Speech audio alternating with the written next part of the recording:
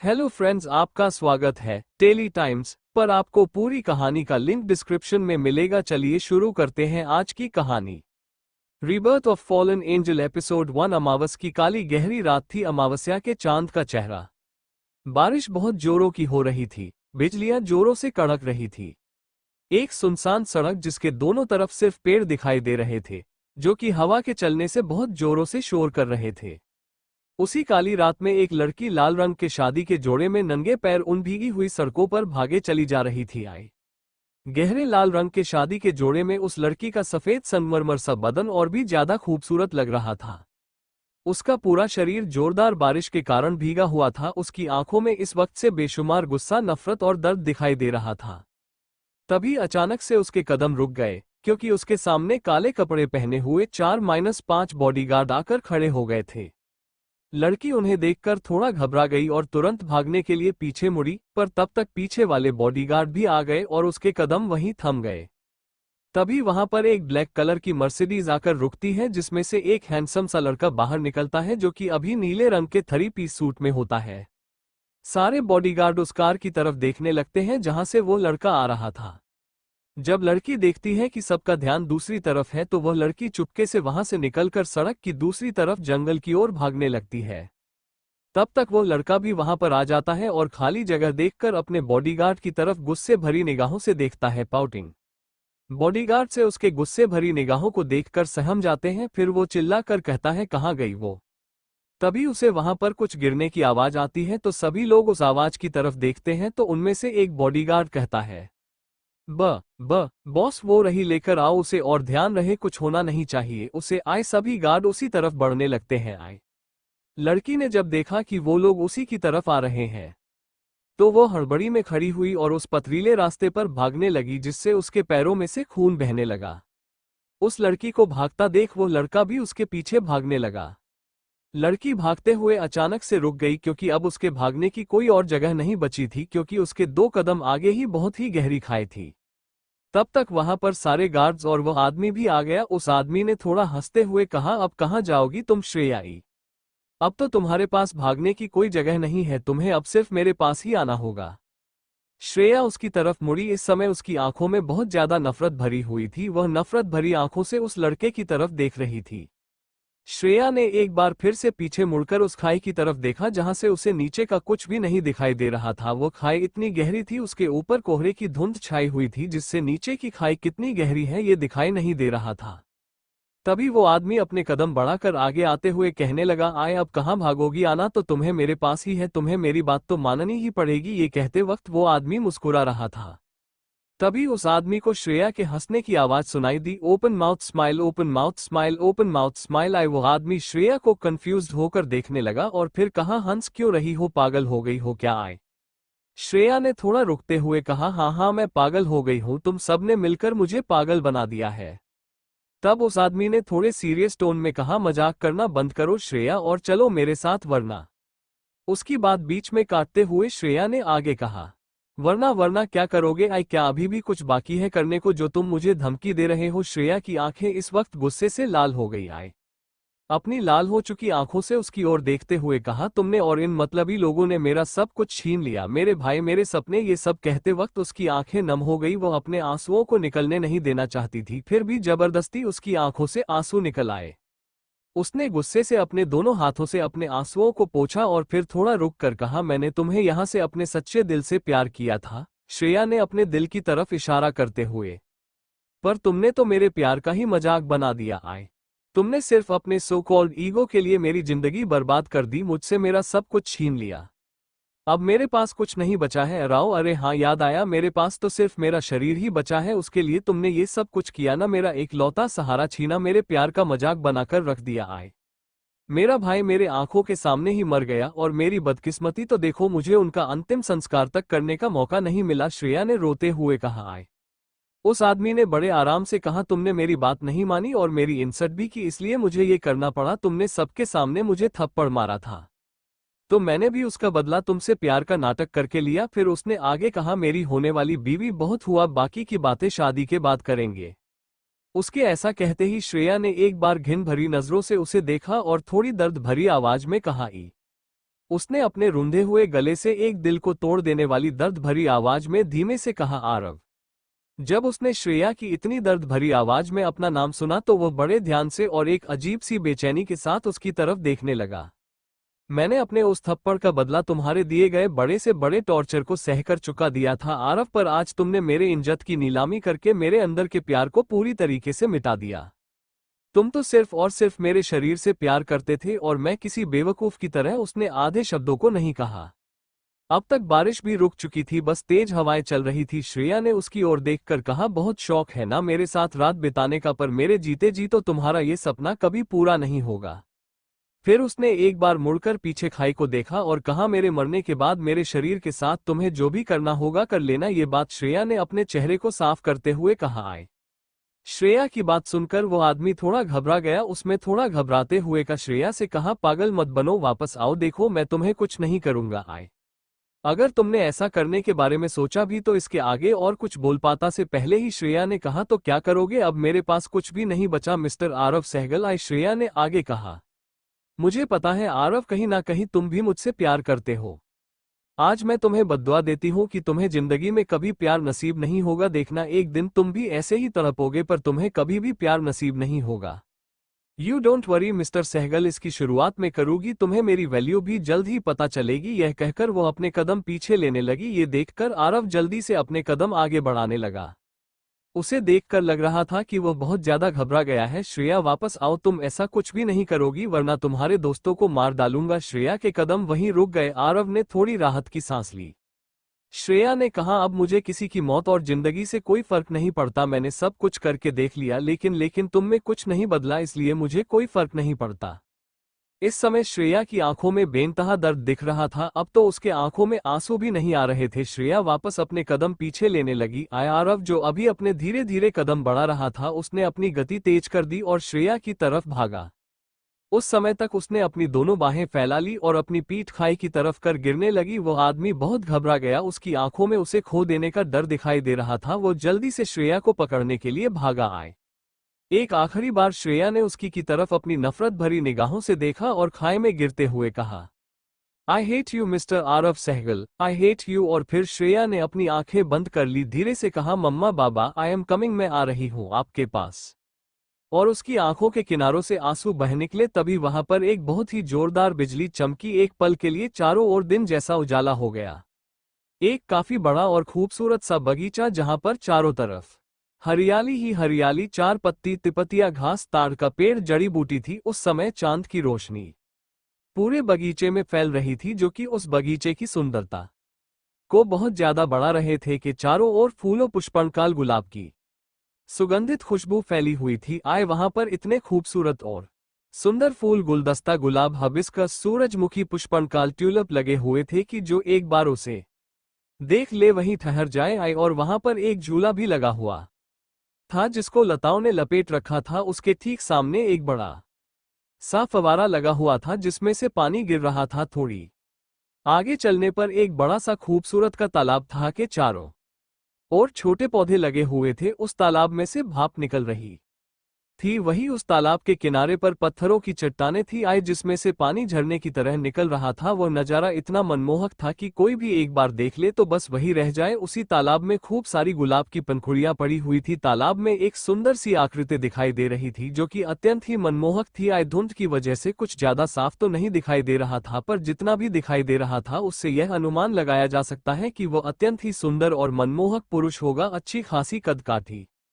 सफेद बदन, लंबे काले मुलायम से बाल और चौड़े कंधे, मजबूत छाती, और उसकी सुंदरता तो ऐसी कि किसी भी लड़की की सुंदरता उसके सामने कम पड़ जाए। स्वयं कामदेव भी उसके उस सुंदर स्वरूप को देखकर दंग रह जाए। उसके तीखे नैन नक्श और पतले और सुंदर होंठ, गठीला बदन पर उसकी आंखों में सिर्फ क्रूरता भरी हुई थी। वह आदमी अपनी आंखें बंद किए टेक लगाकर आराम से लेटा हुआ था। तभी वहां पर एक सेवक दौड़ता हुआ आया और अपने घुटने टेक कर कहा, मालिक, मालिक। पर उसे वहां उसके मालिक दिखाई नहीं दिए तो वो इधर उधर देखने लगा। तभी उसे एक गुस्से भरी आवाज सुनाई दी, हमने तुमसे कितनी बार कहा है हमारे स्नान के समय हमें परेशान ना किया करें, इसकी सजा तो तुम्हें मिलेगी 200 कोड़े। उसके मालिक ने जब ऐसा कहा तो वह सेवक तुरंत अपनी नजरें नीचे करते क्षमा मांगने लगा। आई क्षमा क्षमा करें मालिक, वो बात ही कुछ ऐसी थी कि मुझे आना पड़ा। क्षमा करें मालिक, आपको एक आवश्यक सूचना देनी थी। मालिक, वो नगर वासियों ने किले के बाहर विद्रोह कर दिया है, वो किसी के बहकावे में आकर ये सब कर रहे हैं। तभी उस सेवक को उसके मालिक की एक गुस्से भरी आवाज सुनाई दी, बहुत ज्यादा हिम्मत आ गई है इन सब में, इन्हें एक आखिरी बार जाने को कहो, और अगर ना जाए तो इन सबको ही मौत के घाट उतार दो। फेयरफुल सेवक ने आश्चर्य से अपने मालिक की ओर देखा और हक लाते हुए कहा, जी जी मालिक। और फिर उस तालाब बैठे आदमी ने वापस से अपनी आंखें बंद कर ली। आंखें बंद किए हुए कुछ क्षण ही हुए थे कि उसने अचानक से एक बार फिर आंखें खोली, जैसे कि उसे किसी चीज की आहट हो रही हो। वह एक बार इधर उधर नजरें घुमाकर देखने लगा। उसने पानी में ही एक कदम आगे बढ़ाया, फिर उसे एहसास हुआ कि उसके ऊपर जैसे कुछ गिरने वाला है। उसने तुरंत ही ऊपर की ओर देखा, इससे पहले कि वो कुछ कर पाता कोई चीज उसके ऊपर आकर गिरी, जिससे वो उस चीज के साथ ही पानी के अंदर चला गया। फिर उसने तुरंत ही पानी से बाहर अपना सर निकाला और अपनी गुस्से भरी आंखों से इधर उधर देखा।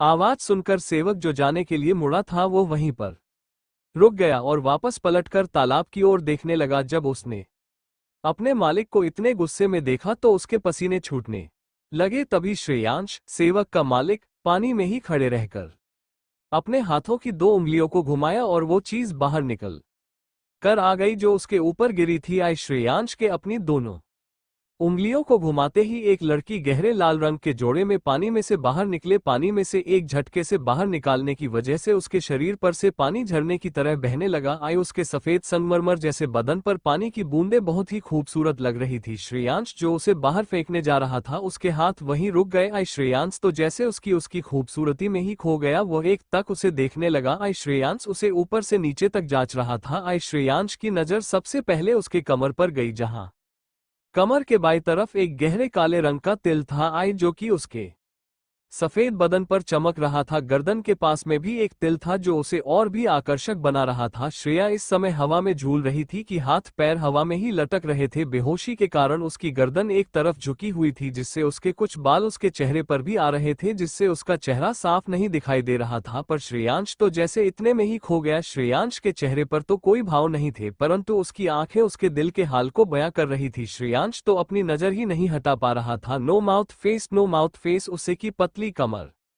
सुराहीदार गर्दन, गोरी त्वचा और लंबे काले बाल। उसकी नजर तो बार बार उसके तिल पर ही अटक जा रही थी। श्रेयांश उसे अपनी दोनों उंगलियों के सहारे ही आगे पीछे घुमा रहा था और श्रेया हवा में ही गोल गोल घूम रही थी, जिससे उसके पीठ भी दिखाई दे रही थी, क्योंकि उसकी चोली आगे से थोड़ा डीप थी और पीछे की पीठ खुली हुई थी, जिससे उसकी त्वचा और भी ज्यादा दिखाई दे रही थी। श्रेयांश को तो मानो कोई होश ही नहीं था। श्रेयांश की नजरें उसके बालों से टपकते हुए पानी टपकता पसीना को उसके शरीर पर रेंगते हुए देख रहा था। उसके बालों से टपकता हुआ पानी की उसकी सुराहीदार गर्दन से होते हुए उसकी चोली के अंदर से निकलकर कमर पर रेंग रहे थे। पानी का उसके शरीर पर यूं रेंगना, श्रेयांश तो यही देखे जा रहा था। उसे देखते हुए मानो खो ही गया। उसका गला अपने आप सूखने लगा। उसके अंदर पहली बार ऐसी इच्छा जागृत हुई थी किसी को देखकर। वही वो सेवक तो अपना मुंह खोले बस हष्ट फेस सामने देखे ही जा रहा था। श्रेया को देखकर उसका मुंह लगभग आधा खुल अस्टोनिश्ड फेस चुका था। वो अपनी आंखें बड़ी बड़ी करके उसे घूरे जा रहा था। उसके मुख से कुछ शब्द निकले, अति सुंदर, पर यह है कौन और यहाँ आई कैसे? मुझे तो लगता है अब मालिक इस लड़की को मार ही डालेंगे। पुरुषोत्तम, उस सेवक का नाम, घबराहट के साथ अपने मालिक की तरफ देखता है। कुछ समय पश्चात उसको ऐसे ही देखने के बाद श्रेयांश अचानक से अपनी दो उंगलियों को अपनी तरफ घूम आता है, जिससे श्रेया तेज गति से सीधा उसके सीने से जा टकराती है। श्रेयांश अपनी दोनों उंगलियों को अपनी तरफ घुमाता है, जिससे श्रेया एक झटके के साथ उसके सीने से टकराती है और श्रेयांश अपनी मजबूत बाहों से उसकी कमर को कसकर पकड़कर अपने शरीर से सटा लेता है। श्रेया पूरी तरह से श्रेयांश से लिपटी हुई थी। श्रेया के शरीर का पूरा भार श्रेयांश के शरीर पर था और श्रेया का सर उसके सीने पर रखा हुआ था, जो कि श्रेयांश को असहज महसूस करवाने के लिए काफी था। अब तक श्रेयांश की तंद्रा टूट चुकी थी। उसके चेहरे पर फिर से वही कठोर भाव आ चुके थे। उसने बिना किसी भाव के श्रेया को अपनी बाहों में उठाया और पानी से बाहर निकलने लगा। पानी से बाहर निकलकर उसने श्रेया को एक पत्थर के सहारे टेक लगाकर बैठा दिया और खुद भी थोड़ा झुक कर बैठ गया और उसके चेहरे को ध्यान से देखने लगा। फ्रांस ने समय काले रंग की धोती पहनी हुई थी, जो कि उसके सफेद शरीर को और भी आकर्षक बना रहे थे। वहीं पुरुषोत्तम अभी भी अपना मुंह खोलो श्रेया को देखे जा रहा था। अस्टोनिश्ड फेस। फिर श्रेयांश ने धीरे से अपना एक हाथ उठाया और उसके चेहरे पर आ रहे बालों को उसके कान के पीछे किया। अब श्रेयांश को श्रेया का चेहरा और भी ज्यादा साफ साफ दिख रहा था। वो बस उसके चेहरे के हर एक बनावट को बड़े ध्यान से देख रहा था। उसकी वो बड़ी बड़ी घनी पलकें, बड़ी बड़ी आंखें जो कि अभी बंद थी, छोटी सी नाक, थोड़े से फूले हुए गाल और गुलाब की पनखुड़ी जैसे होंठ और उसके गर्दन का तिल। Flushed flushed flushed. वो अपनी उंगलियां बारी बारी से श्रेया की आंखों पर, गालों पर और उसके होठों पर फिरा रहा था। उसके चेहरे पर पानी की कुछ बूंदें पड़ी हुई थी, ठंडा पसीना जिसे उसने अपनी उंगलियों से साफ किया। कुछ पानी की बूंदें श्रेया के गुलाबी पनखुड़ी जैसे होठों पर भी थी। श्रेयांश ने अपना अंगूठा उसके होठों की तरफ बढ़ाकर उसके होठों पर लगे पानी को साफ किया। उसे देखकर ऐसा नहीं लग रहा था मानो कि वो उसके चेहरे को साफ कर रहा हो, बल्कि उसके चेहरे की प्राकृतिक सुंदरता को अपनी उंगलियों द्वारा महसूस कर रहा हूं। जब उसने उसके होठों को छुआ तब उसके हृदय में उसे कुछ बहुत ही अजीब सा महसूस हुआ, बढ़ता दिल जो कि उसने इससे पहले कभी महसूस नहीं किया था। वही पुरुषोत्तम जो कि काफी देर से उन्हें देख रहा था, उसके ऐसा करते हैं आश्चर्य से उसके पैर हल्का सा लड़खड़ा जाता है और धड़ाम की आवाज के साथ जमीन पर गिर जाता है। और इसी आवाज के साथ ही श्रेयांश का ध्यान टूटता है। उसने झट से अपने वस्त्रों को उठाया और पहन लिया। उसका वस्त्र पूरी तरीके से काले रंग का था, जिसको पहनने के बाद उसकी काया ऊपर से नीचे तक पूरी तरह ढक गई। फिर श्रेयांश ने पीछे मुड़कर कहा, हमारे आनंद महल में एक कक्ष की व्यवस्था करो, जल्द से जल्द। पर पुरुषोत्तम तो अभी भी सदमे में ही था। उसने उसकी बात नहीं सुनी। जब श्रेयांश ने देखा कि उसने अभी तक उसकी बात नहीं सुनी तो उसने अपनी 2 उंगलियां घुमाई और पुरुषोत्तम उड़ता हुआ पेड़ से लड़कर नीचे जमीन पर गिर गया और दर्द से कराहने लगा।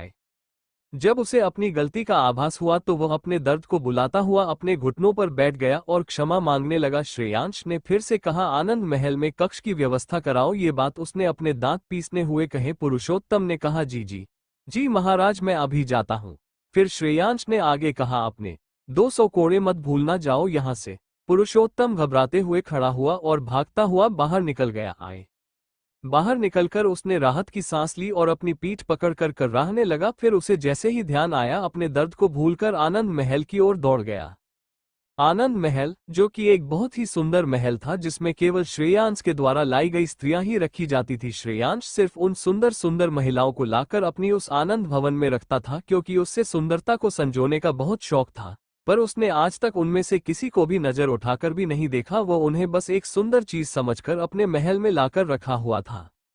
वहां पर एक से एक सुंदर महिलाएं और राजकुमारियां थीं जो शैतान मालिक की एक नजर के लिए इंतजार करती हैं कि पता नहीं कब उनके मालिक की नजर उन पर पड़ जाए और उनकी किस्मत चमक जाए। इसी आशा में वहां की सारी स्त्रियां स्वयं को खूब सजा कर रखती थी। उन्हें वहां पर सारी सुविधाएं दी जाती हैं, पर किसी को भी उस महल को छोड़कर जाने की अनुमति नहीं होती थी। श्रेयांश ने एक नजर बिना किसी भाव के श्रेया को देखा और उसे अपनी बाहों में उठा लिया और बगीचे से निकलकर बाहर की ओर जाने लगा, जहां पर उसने देखा कि कई सारे सैनिक पहरा दे रहे हैं। फिर उसने एक नजर श्रेया को देखा, जिसका आधे से ज्यादा शरीर उसका दिख रहा था, जिसके कारण पता नहीं क्यों पर उसे किसी भी पुरुष के समक्ष से ले जाने का उसका हृदय नहीं हुआ, इसलिए वो वहां से सीधा गायब हो गया। आनंद भवन में पूरी तरीके से अफरा तफरी मची हुई थी, क्योंकि उन्हें सूचना मिली थी कि शैतान मालिक आने वाले हैं, जिनके स्वागत के लिए पूरे महल में शोर शराबा हो रखा था। सारी महिलाएं आपस में एक दूसरे से बातें किए जा रही थी और सभी जल्दी जल्दी तैयार होने में व्यस्त थी, जिसके कारण वहां पर चहल पहल कुछ ज्यादा ही हो रखी थी। उसी में से एक लड़की जो कि बहुत ही शान से चलती हुई चली आ रही थी, वह भी बहुत ही खूबसूरत थी। उसकी खूबसूरती वहां पर उपस्थित सभी महिलाओं से कहीं ज्यादा थी। उस लड़की को देखकर ऐसा प्रतीत हो रहा था मानो कि वहां की रानी हो। वो जहां से भी निकल रही थी, सौरी औरतें उसका रास्ता साफ कर दे रहे थी। वो जल्दी से निकलकर उस कक्ष की तरफ गई जिसे पुरुषोत्तम ने सही करवाने के लिए बोला था। जब उसे ये सूचना मिली, स्वयं शैतान मालिक छोटा सा भूत यहाँ आने वाले हैं, तो वह इस कक्ष की व्यवस्था को स्वयं ही देखने लगी। यह थी माया, जो कि स्वभाव से बहुत ही घमंडी और क्रूर थी। वो स्वयं कोई सबसे उच्च समझती थी, क्योंकि शैतान मालिक ने उसे आनंद भवन की जिम्मेदारियों को सौंपा हुआ था, जिससे वो मैं स्वयं को शैतान मालिक की खास समझती थी। सारी तैयारियां हो जाने के बाद सारी औरतें और स्वयं माया भी भवन के द्वार के पास जाकर खड़ी हो गई और महल मालिक के आने का इंतजार करने लगी। माया को आज लग रहा था कि यह की तैयारी, इस कक्ष की तैयारी उसके लिए करवाई गई है, इसलिए वो आज बहुत ही खुश थी। उसने अपनी बगल में खड़ी सेविका से पूछा, कि आज वह कैसी लग रही है। उसकी सेविका ने उसकी तारीफ और चापलूसी करते हुए कहा, मालकिन, यहाँ पर जितनी औरतें खड़ी हैं उन सबसे कहीं ज्यादा खूबसूरत आप लग रही हैं। उस सेविका के द्वारा उसकी तारीफ किए जाने पर माया के मुख पर एक संतुष्टि भरी मुस्कान आ गई। श्रेयांश सीधा पुरुषोत्तम द्वारा तैयार करवाए गए कक्ष में श्रेया को अपनी बाहों में लेकर प्रकट हुआ और उसे देखते हुए बिस्तर पर लिटा दिया और स्वयं सीधा खड़ा होकर श्रेया के पूरे शरीर को फिर से देखने लगा। श्रेयांश चाहकर भी अपनी नजर उस पर से नहीं हटा पा रहा था। श्रेयांश ना चाहते हुए भी उसके बगल बैठ गया और अपनी उंगलियां उसके गालों पर चलाने लगा। बीच बीच में वो उसके गालों को अपनी एक उंगली से दबा भी रहा था, मानो कि उसके मुलायम गालों की जांच कर रहा हो। फिर उसकी उंगलियां धीरे धीरे उसके गालों से होते हुए उसके होठों को सहलाने लगी। उसकी उंगलियां उसके होठों से होते हुए उसके गर्दन के तिल के चारों ओर घूम रही थी और फिर उसने अपनी उंगलियों को उसके शरीर पर चलाना शुरू कर दिया। उंगली से नीचे की ओर इशारा, उंगली से नीचे की ओर इशारा। उसकी उंगलियां धीरे धीरे उसकी गर्दन से हटकर उसके वक्ष से होते हुए उसके सुंदर और पतली कमर की नाभि के चारों ओर घुमाने लगा और फिर उसके कमर के तिल पर भी अपनी उंगलियां घुमाने लगा। ये करते वक्त के चेहरे पर बहुत ही हल्की सी मुस्कुराहट थी। रिलीव्ड फेस जो थोड़ी ही देर में गायब भी हो गई। No mouth face, no mouth face, no mouth face. Shreya को अब थोड़ा थोड़ा होश आने लगा था, जिसके कारण अपने शरीर पर किसी की उंगलियों को चलते हुए वह महसूस कर पा रही थी। वह अपनी बंद आंखों की पुतलियों को इधर उधर घुमाने लगी। जब श्रेयांश ने होश में आते हुए देखा तो उसने कुछ सोचते हुए अपनी 2 उंगलियां सीजर घुमाई और उसके वस्त्र बदल दिए जो श्रेया ने पहले पहन रखे थे, और वो लाल रंग का जोड़ा के उसके हाथों में आ गए। उसने उन वस्त्रों को अच्छी तरीके से देखा और स्वयं से कहा कि इस लड़की ने ये किस तरीके के वस्त्र पहने हुए थे, हमने इससे पहले तो कभी इस तरीके के वस्त्र नहीं देखे। उसने अपनी 2 उंगलियों को घुमाया और वह वस्त्र गायब हो गए। वही श्रेया अचानक से उठकर बैठ गई। उसके माथे से पसीना आ रहा था, मानो कि जैसे अभी कोई बुरा सपना देखकर उठी हो। उसकी सांसें काफी तेज गति से चल रही थी, उसकी आंखों में आंसू थे। उसने धीरे धीरे स्वयं को शांत किया, अपने दोनों हाथों से अपने चेहरे को ढक लिया और अपने घुटनों में छुपा लिया। फिर थोड़ी देर बाद जैसे उसे कुछ याद आया हो, उसने अपना सर उठाकर देखा तो उसकी आंखें हैरानी से बड़ी हो गई और वह बिस्तर से उतरकर नीचे खड़ी हो गई। उसने जल्दी जल्दी अपनी आंखें मली, अपने गालों को थपथपाया और फिर अपनी नजरें इधर उधर करके सब ध्यान से देखने लगी। उसने देखा कि वह किसी अनजान से कमरे में है, जिसका इंटीरियर और डिजाइनिंग बहुत ही पुराने टाइम का लग रहा था। हैरानी से उसने खुद को एक बार देखा और फिर कमरे को। अपनी बड़ी बड़ी आंखों से देखने के लिए श्रेया को तो कुछ समझ में नहीं आ रहा था कि वह कहाँ है, जिंदा भी है या मर गई। पर वो तो कितनी गहरी खाई में कूदी थी, तो फिर मैं जिंदा कैसे हूँ। वो जल्दी से आईने के सामने गई और उसने स्वयं को देखा तो पाया कि उसने लंबा सा सफेद रंग का वस्त्र पहन रखा है, जो कि उसे बहुत ही पुराने टाइम के लग रहे थे। फिर उसने स्वयं को एक जोरदार चुटकी काटी, जिससे उसे तेज दर्द हुआ, पर उसके मुंह से आवाज नहीं निकली। फिर उसने अपने मन में सोचा कि क्या ये हो सकता है कि मैंने टाइम ट्रेवल किया हो या फिर यह कोई शूटिंग चल रही है। उसने इधर उधर नजर घुमा कर देखा तो उसे कहीं भी कैमरा नहीं दिखा। फिर वह अपना सर पकड़कर वापस बिस्तर पर आकर बैठ गई, अपनी आंखें बंद कर ली और अपनी लाइफ के बारे में सोचने लगी, जिससे उसकी आंखों में आंसू बहने लगे। पर फिर भी उसके मुंह से आवाज नहीं आ रही थी। वही श्रेयांश जो काफी देर से बैठा हुआ सब कुछ देख रहा था। जब श्रेयांश ने श्रेया को होश में आते हुए देखा तो अपनी शक्तियों का उपयोग कर अदृश्य हो गया। श्रेयांश उस पूरे नगर में, या यूं कहें कि उस समय का सबसे शक्तिशाली और क्रूर राजा वही था, जिसके पास बहुत सी शक्तियां थी, जिससे कि वो और भी शक्तिशाली हो गया था। उन्हीं शक्तियों में एक अदृश्य होने की शक्ति भी थी। जब उसने श्रेया को अपना सर पकड़कर बिस्तर पर बैठे हुए देखा तो उसकी खुशबू लेने के लिए उसके पास, उसके और करीब आ गया, जिससे उसकी सांसें श्रेया के गर्दन पर महसूस होने लगी। किसी की सांसों को महसूस करते हुए श्रेया ने झट से आंखें खोलते हुए अपना सर ऊपर किया और वहां से दूर खड़ी हो गई।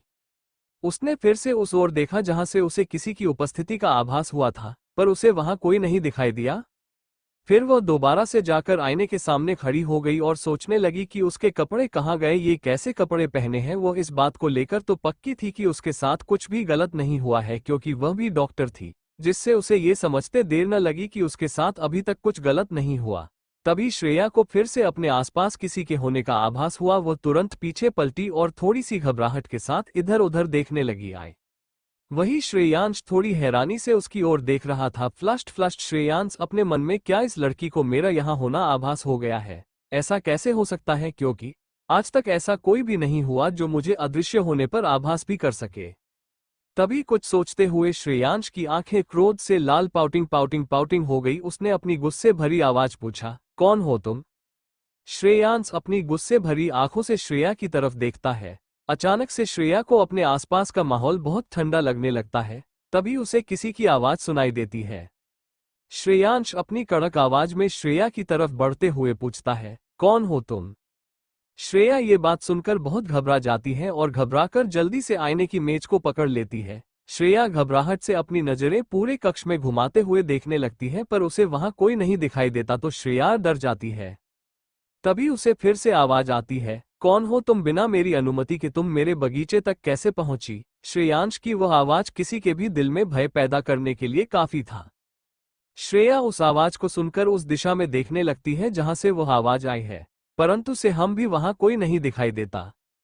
वही आईने के पास में एक गुलदस्ता रखा हुआ था जो श्रेया के हाथ में लग जाता है। वो जल्दी से उस गुलदस्ते को उठाकर उस आवाज की दिशा में फेंकती है, जिससे गुलदस्ता एक जोरदार आवाज के साथ जमीन पर बिखर जाता है और उसके फूल वहीं फैल जाते हैं।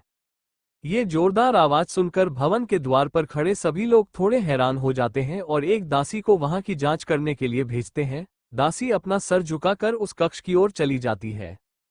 वही कक्ष में श्रेया के गुलदस्ता फेंकने पर श्रेयांश थोड़ा सा हट जाता है, जिससे वह गुलदस्ता जमीन पर टूटकर बिखर जाता है। ये देखकर तो श्रेयांश को और भी गुस्सा आने लगा। वो एक झटके से जाकर श्रेया का गला पकड़ लेता है, जिससे श्रेया छटपटाने लगती है और उसके माथे से पसीना आने लगता है। श्रेया की आंखें हैरानी से बड़ी हो जाती है। उसे तो कुछ समझ में नहीं आता कि अभी क्या हुआ और उसे सांस लेने में इतनी तकलीफ क्यों हो रही है।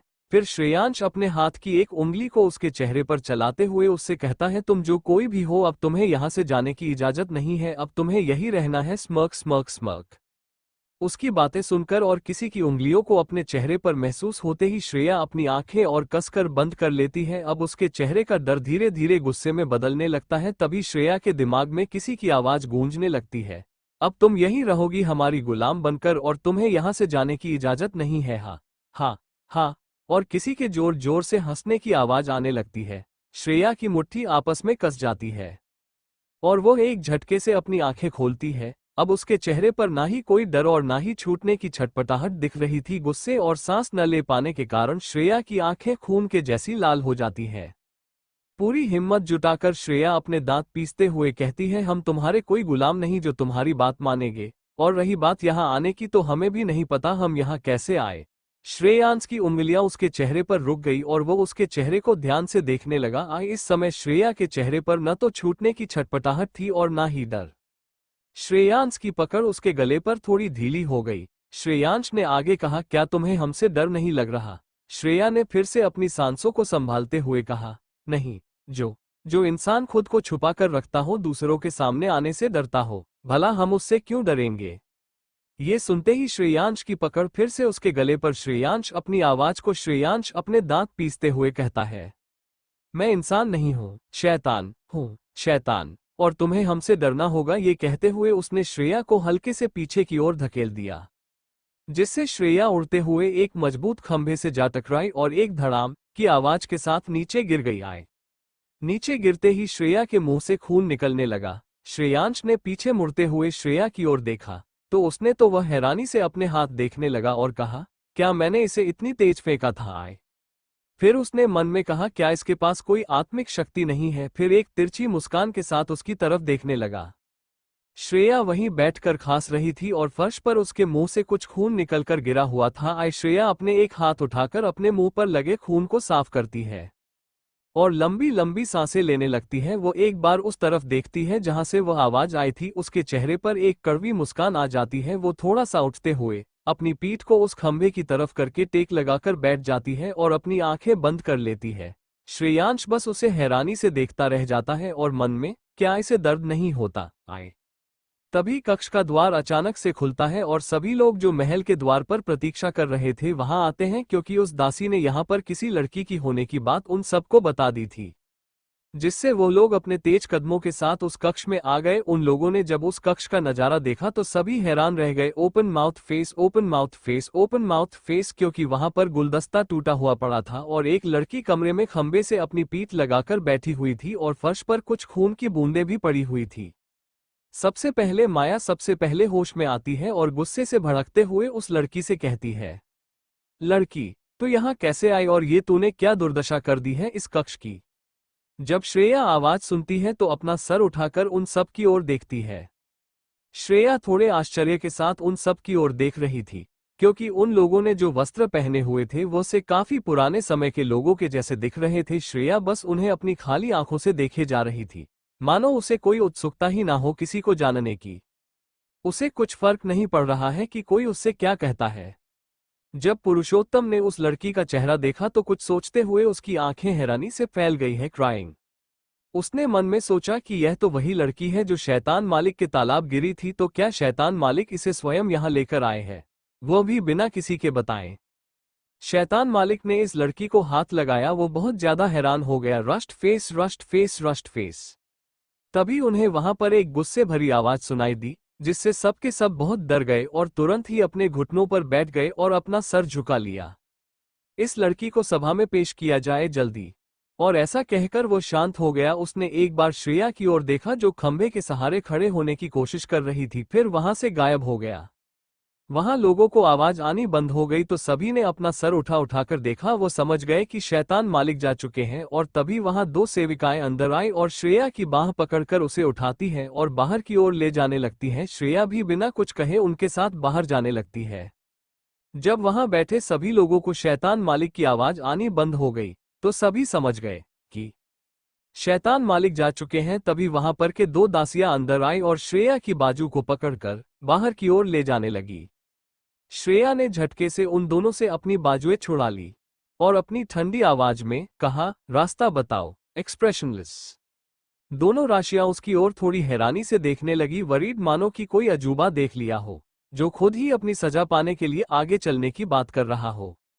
जब मान्या ने उसकी बात सुनी उसके चेहरे पर एक कुटिल मुस्कान स्मर्क आ गई। उसने कहा, लगता है बहुत अकड़ है तुम में जाओ जाओ, कुछ ही देर में सारी अकड़ निकल जाएगी। मैं तो ये सोच रही थी कि शैतान मालिक ने तुम्हें जिंदा कैसे छोड़ दिया और तुम हो कौन, यहाँ कैसे आए। श्रेया ने कुछ नहीं कहा, वो केवल अपनी खाली आंखों से उन सब की तरफ देखा। No mouth face, no mouth face. उसकी आंखों में उन सबके लिए नफरत और घिन दिख रही थी। दोनों दासियां आगे चलने लगी और श्रेया उनके पीछे पीछे। दासियां श्रेया को गलियारे से होते हुए एक बड़े से शानदार सभा में लेकर पहुंचते हैं। श्रेया जब सभा में पहुंचती है तो देखती है कि वहां पर बहुत सारे लोग अपनी अपनी कुर्सियों पर बैठे हुए थे और एक ऊंचे और बड़े से सिंहासन पर शैतान मालिक बैठे हुए थे। छोटा सा भूत जिनका चेहरा एक मुखौटे से ढका हुआ था, उसका सिर्फ आधा चेहरा दिख रहा था। उसके आंखों पर मुखौटा पहना हुआ था जिससे उसका आधा चेहरा छुप गया था। सिया कहाँ पहुंची तो उसके कदम थोड़े धीमे हो गए। उसकी ठंडी और गहरी आंखें उस सभा में बैठे सभी लोगों का निरीक्षण कर रही थी। उसने अभी तक श्रेयांश को सिंहासन पर बैठे हुए नहीं देखा था। जब दोनों दासियों ने देखा कि वह आगे नहीं बढ़ रही है तो दोनों ने उसकी बाजू पकड़ ली और धकेलते हुए अंदर की ओर ले जाने लगी। श्रेया ने एक बार उन दासियों को घूरा, आंखें आई सामने पहुंचते ही दोनों दासियां अपने घुटने टेक कर बैठ गई।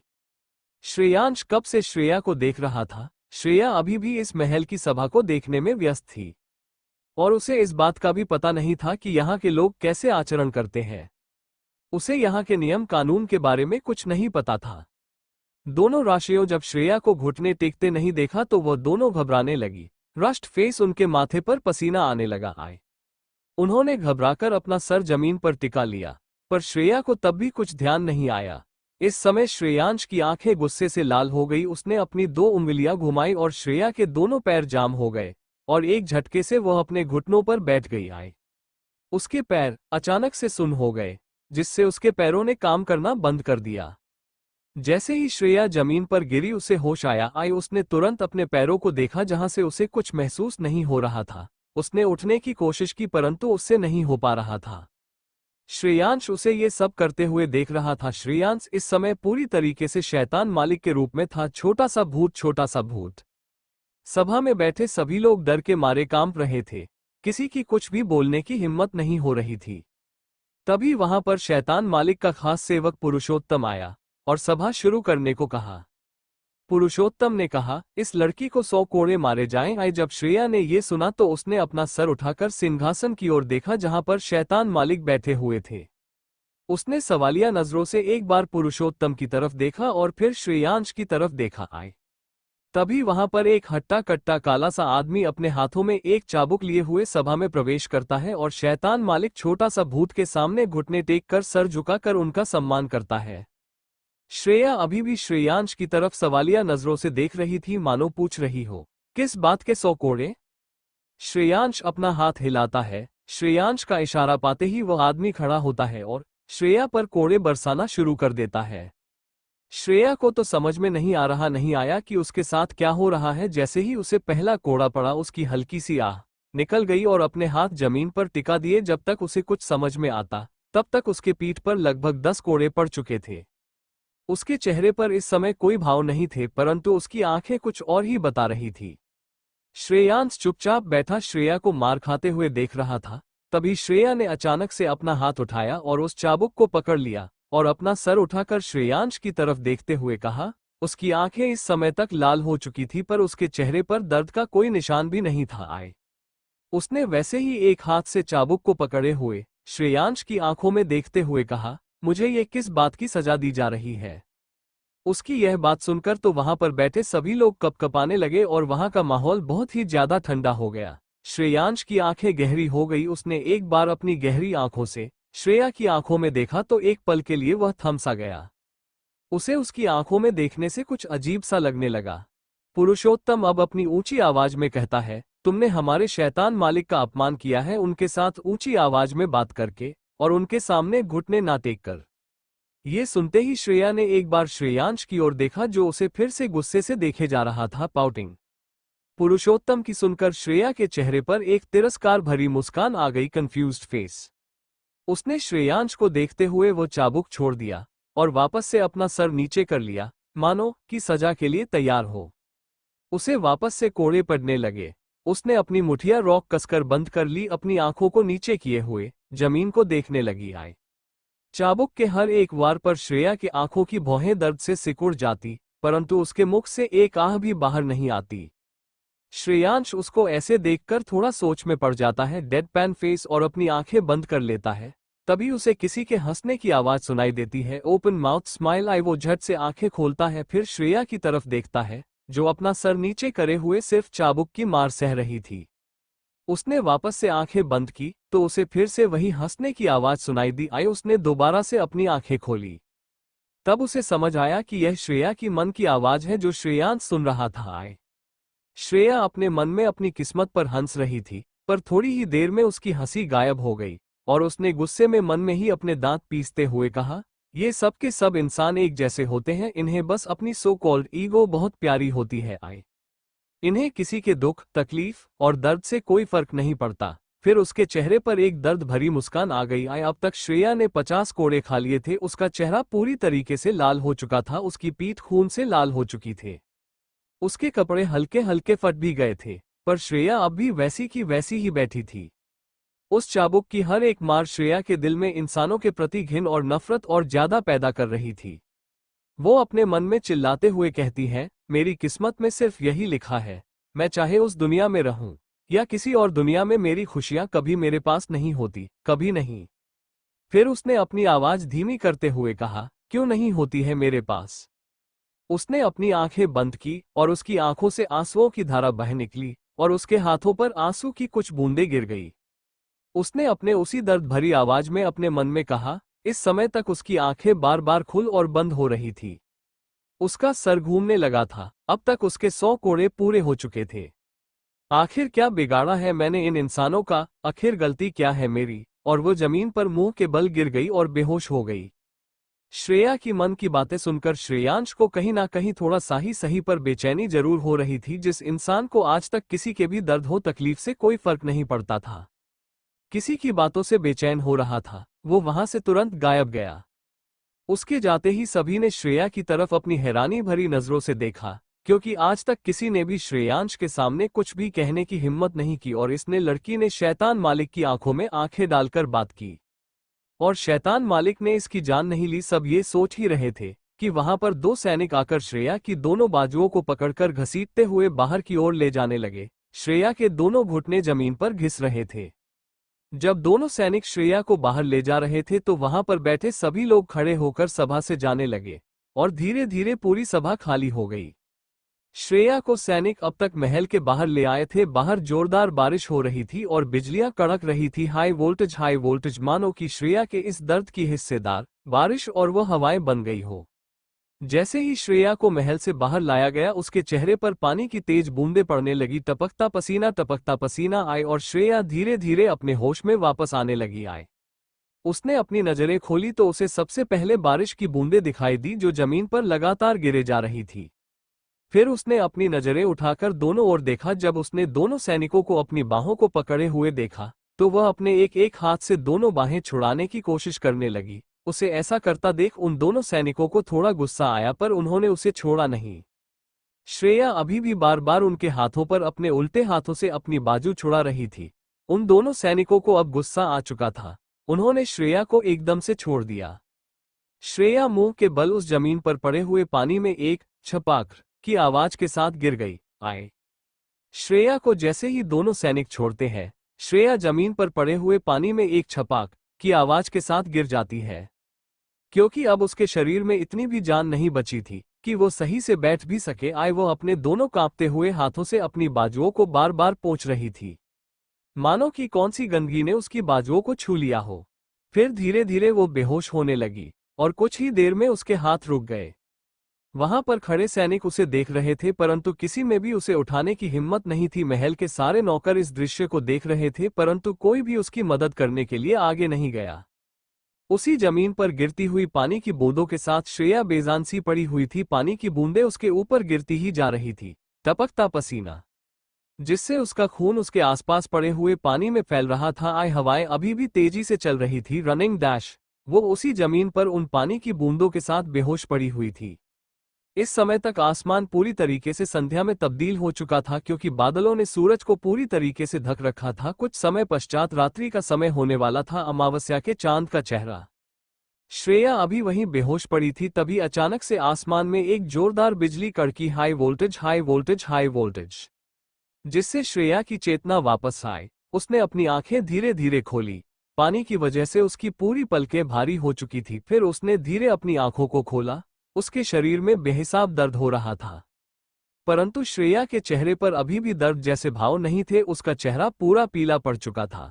वो अपनी पूरी ताकत लगाकर उठने की कोशिश करती है और फिर से गिर जाती है।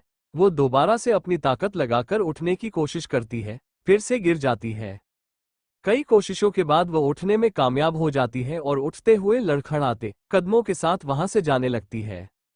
उसे कुछ ध्यान नहीं था कि वो कहाँ जा रही है, बस उसके पैरों उसे कहीं ले जा रहे थे। अपने उसी लड़खड़ाते कदमों के साथ उस बगीचे में आ जाती है जहां वो पहली बार गिरी थी। अब उससे और चला नहीं जा रहा था। उसके कदम जवाब देने लगे थे। वो लगभग फिर से बेहोश होने की कगार पर थी। फिर उसे वहां पर एक मोटा सा पेड़ दिखाई दिया, झड़ता वृक्ष। थोड़ी और हिम्मत करके श्रेया उस पेड़ के पास पहुंची। उसने उस पेड़ पर अपने दोनों हाथ रखे और अपनी सांसों को संभालने की कोशिश करने लगी। फिर उसने धीरे धीरे अपनी पूरी बाहें खोली और उस पेड़ से पूरी तरह से लिपट गई। उसे देखकर ऐसा लग रहा था मानो कि वो उस पेड़ को गले लगा रही हो। थोड़ी देर तक ऐसे ही खड़े रहने के बाद श्रेया वहीं पर सरकते हुए बैठ गई और अपना सर पेड़ की जड़ों पर रख लिया और अपने दोनों हाथ नीचे कर लिए।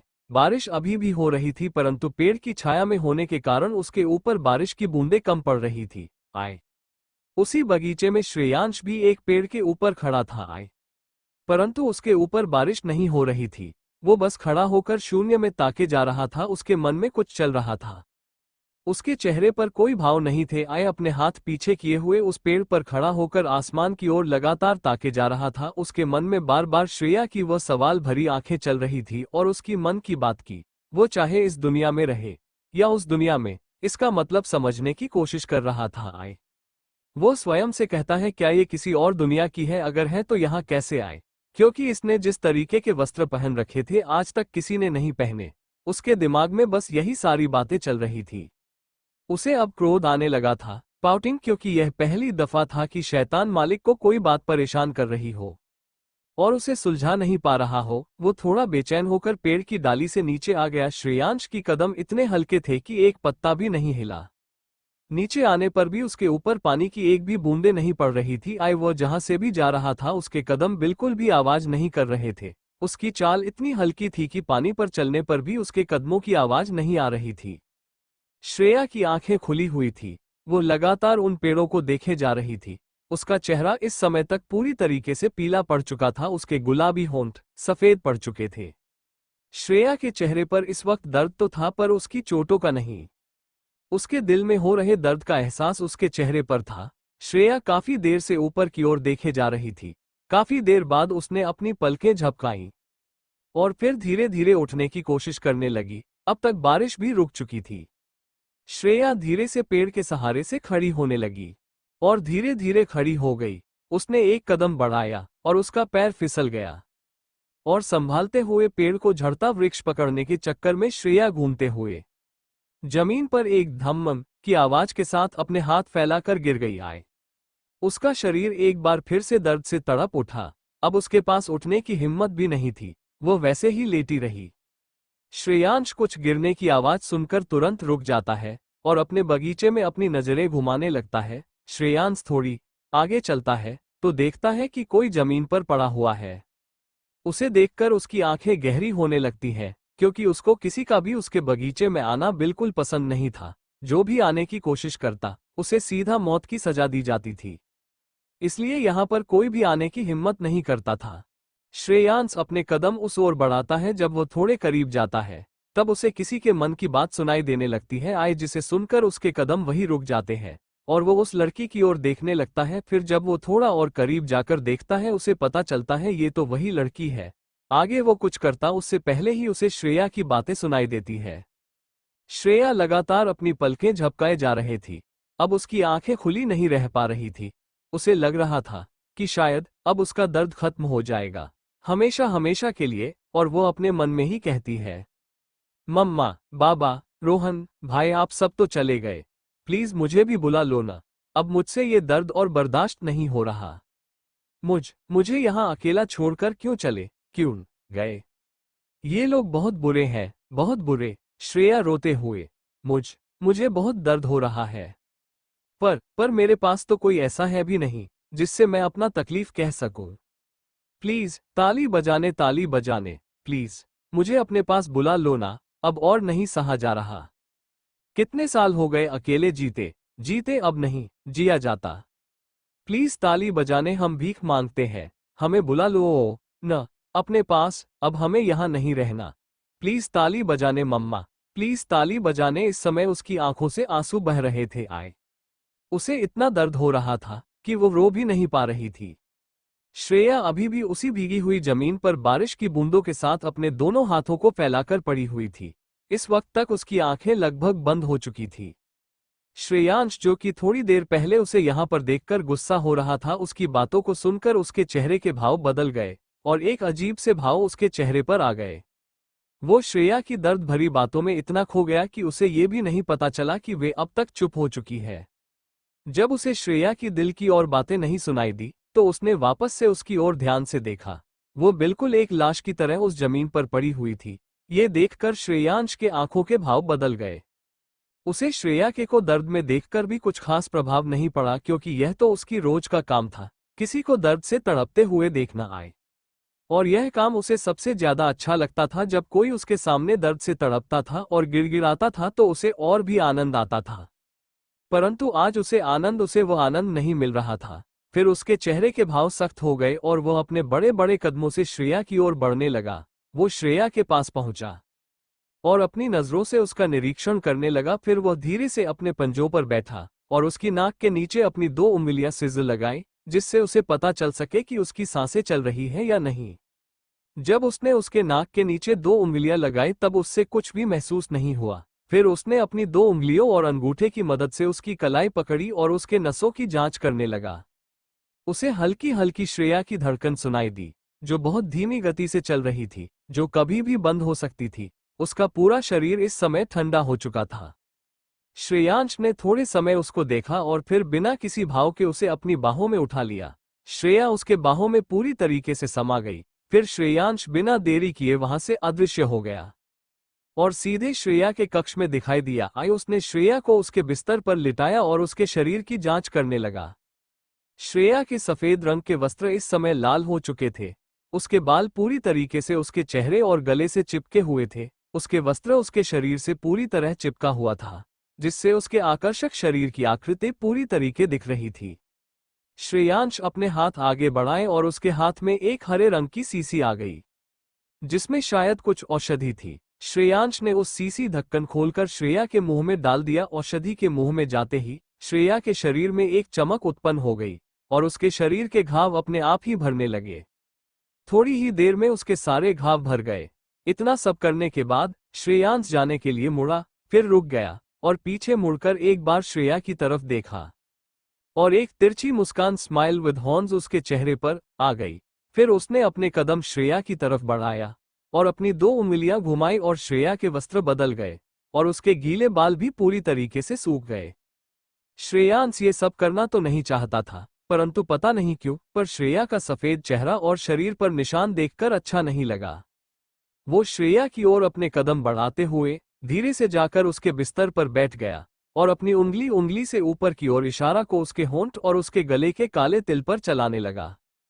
उसने थोड़े शैतानी हंसी हंसते हुए कहा, लगता है अब मुझे तुम्हें अपने पास ही रखना पड़ेगा, क्योंकि आज तक शैतान मालिक ने किसी की भी सहायता नहीं की। परंतु तुम पहली व्यक्ति हो जिसकी हमने सहायता की है, जिसे जानने में हमें थोड़ी सी रुचि हो रही है।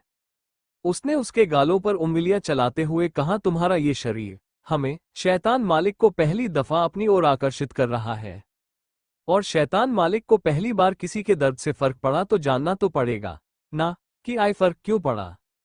लोग कहते हैं कि शैतान मालिक के अंदर भावनाएं नहीं है, पर तुम्हारी तकलीफ देखकर मेरे अंदर भावनाएं कैसे आए। उसके चेहरे पर शैतानियत भरी मुस्कान स्माइल विद हॉर्न्स अब भी थी और वो हर बात बड़े ही आराम से कह रहा था। फिर वहां से उठा और एक बार फिर श्रेया की तरफ देखा। उसके चेहरे पर उस शैतानी भरी मुस्कान अब भी थी, स्माइल विद हॉर्न्स, और गायब हो गया।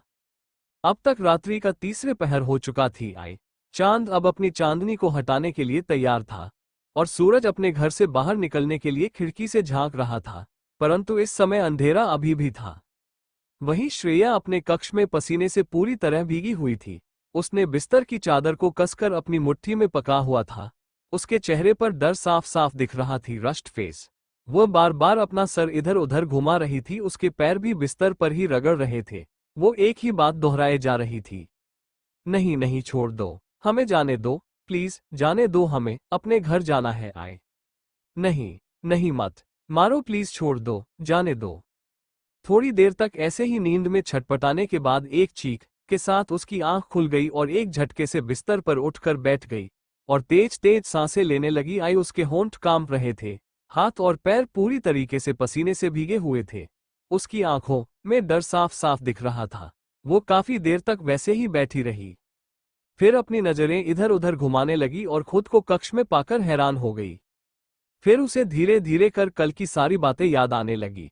तभी अचानक से श्रेया जोर जोर से हंसने लगी। वो इस समय किसी पागल की तरह हंसते हंसते तालियां भी बजा रही थी, मानो उसे इस बात की चिंता नहीं थी कि उसे किसने बचाया और क्यों बचाया।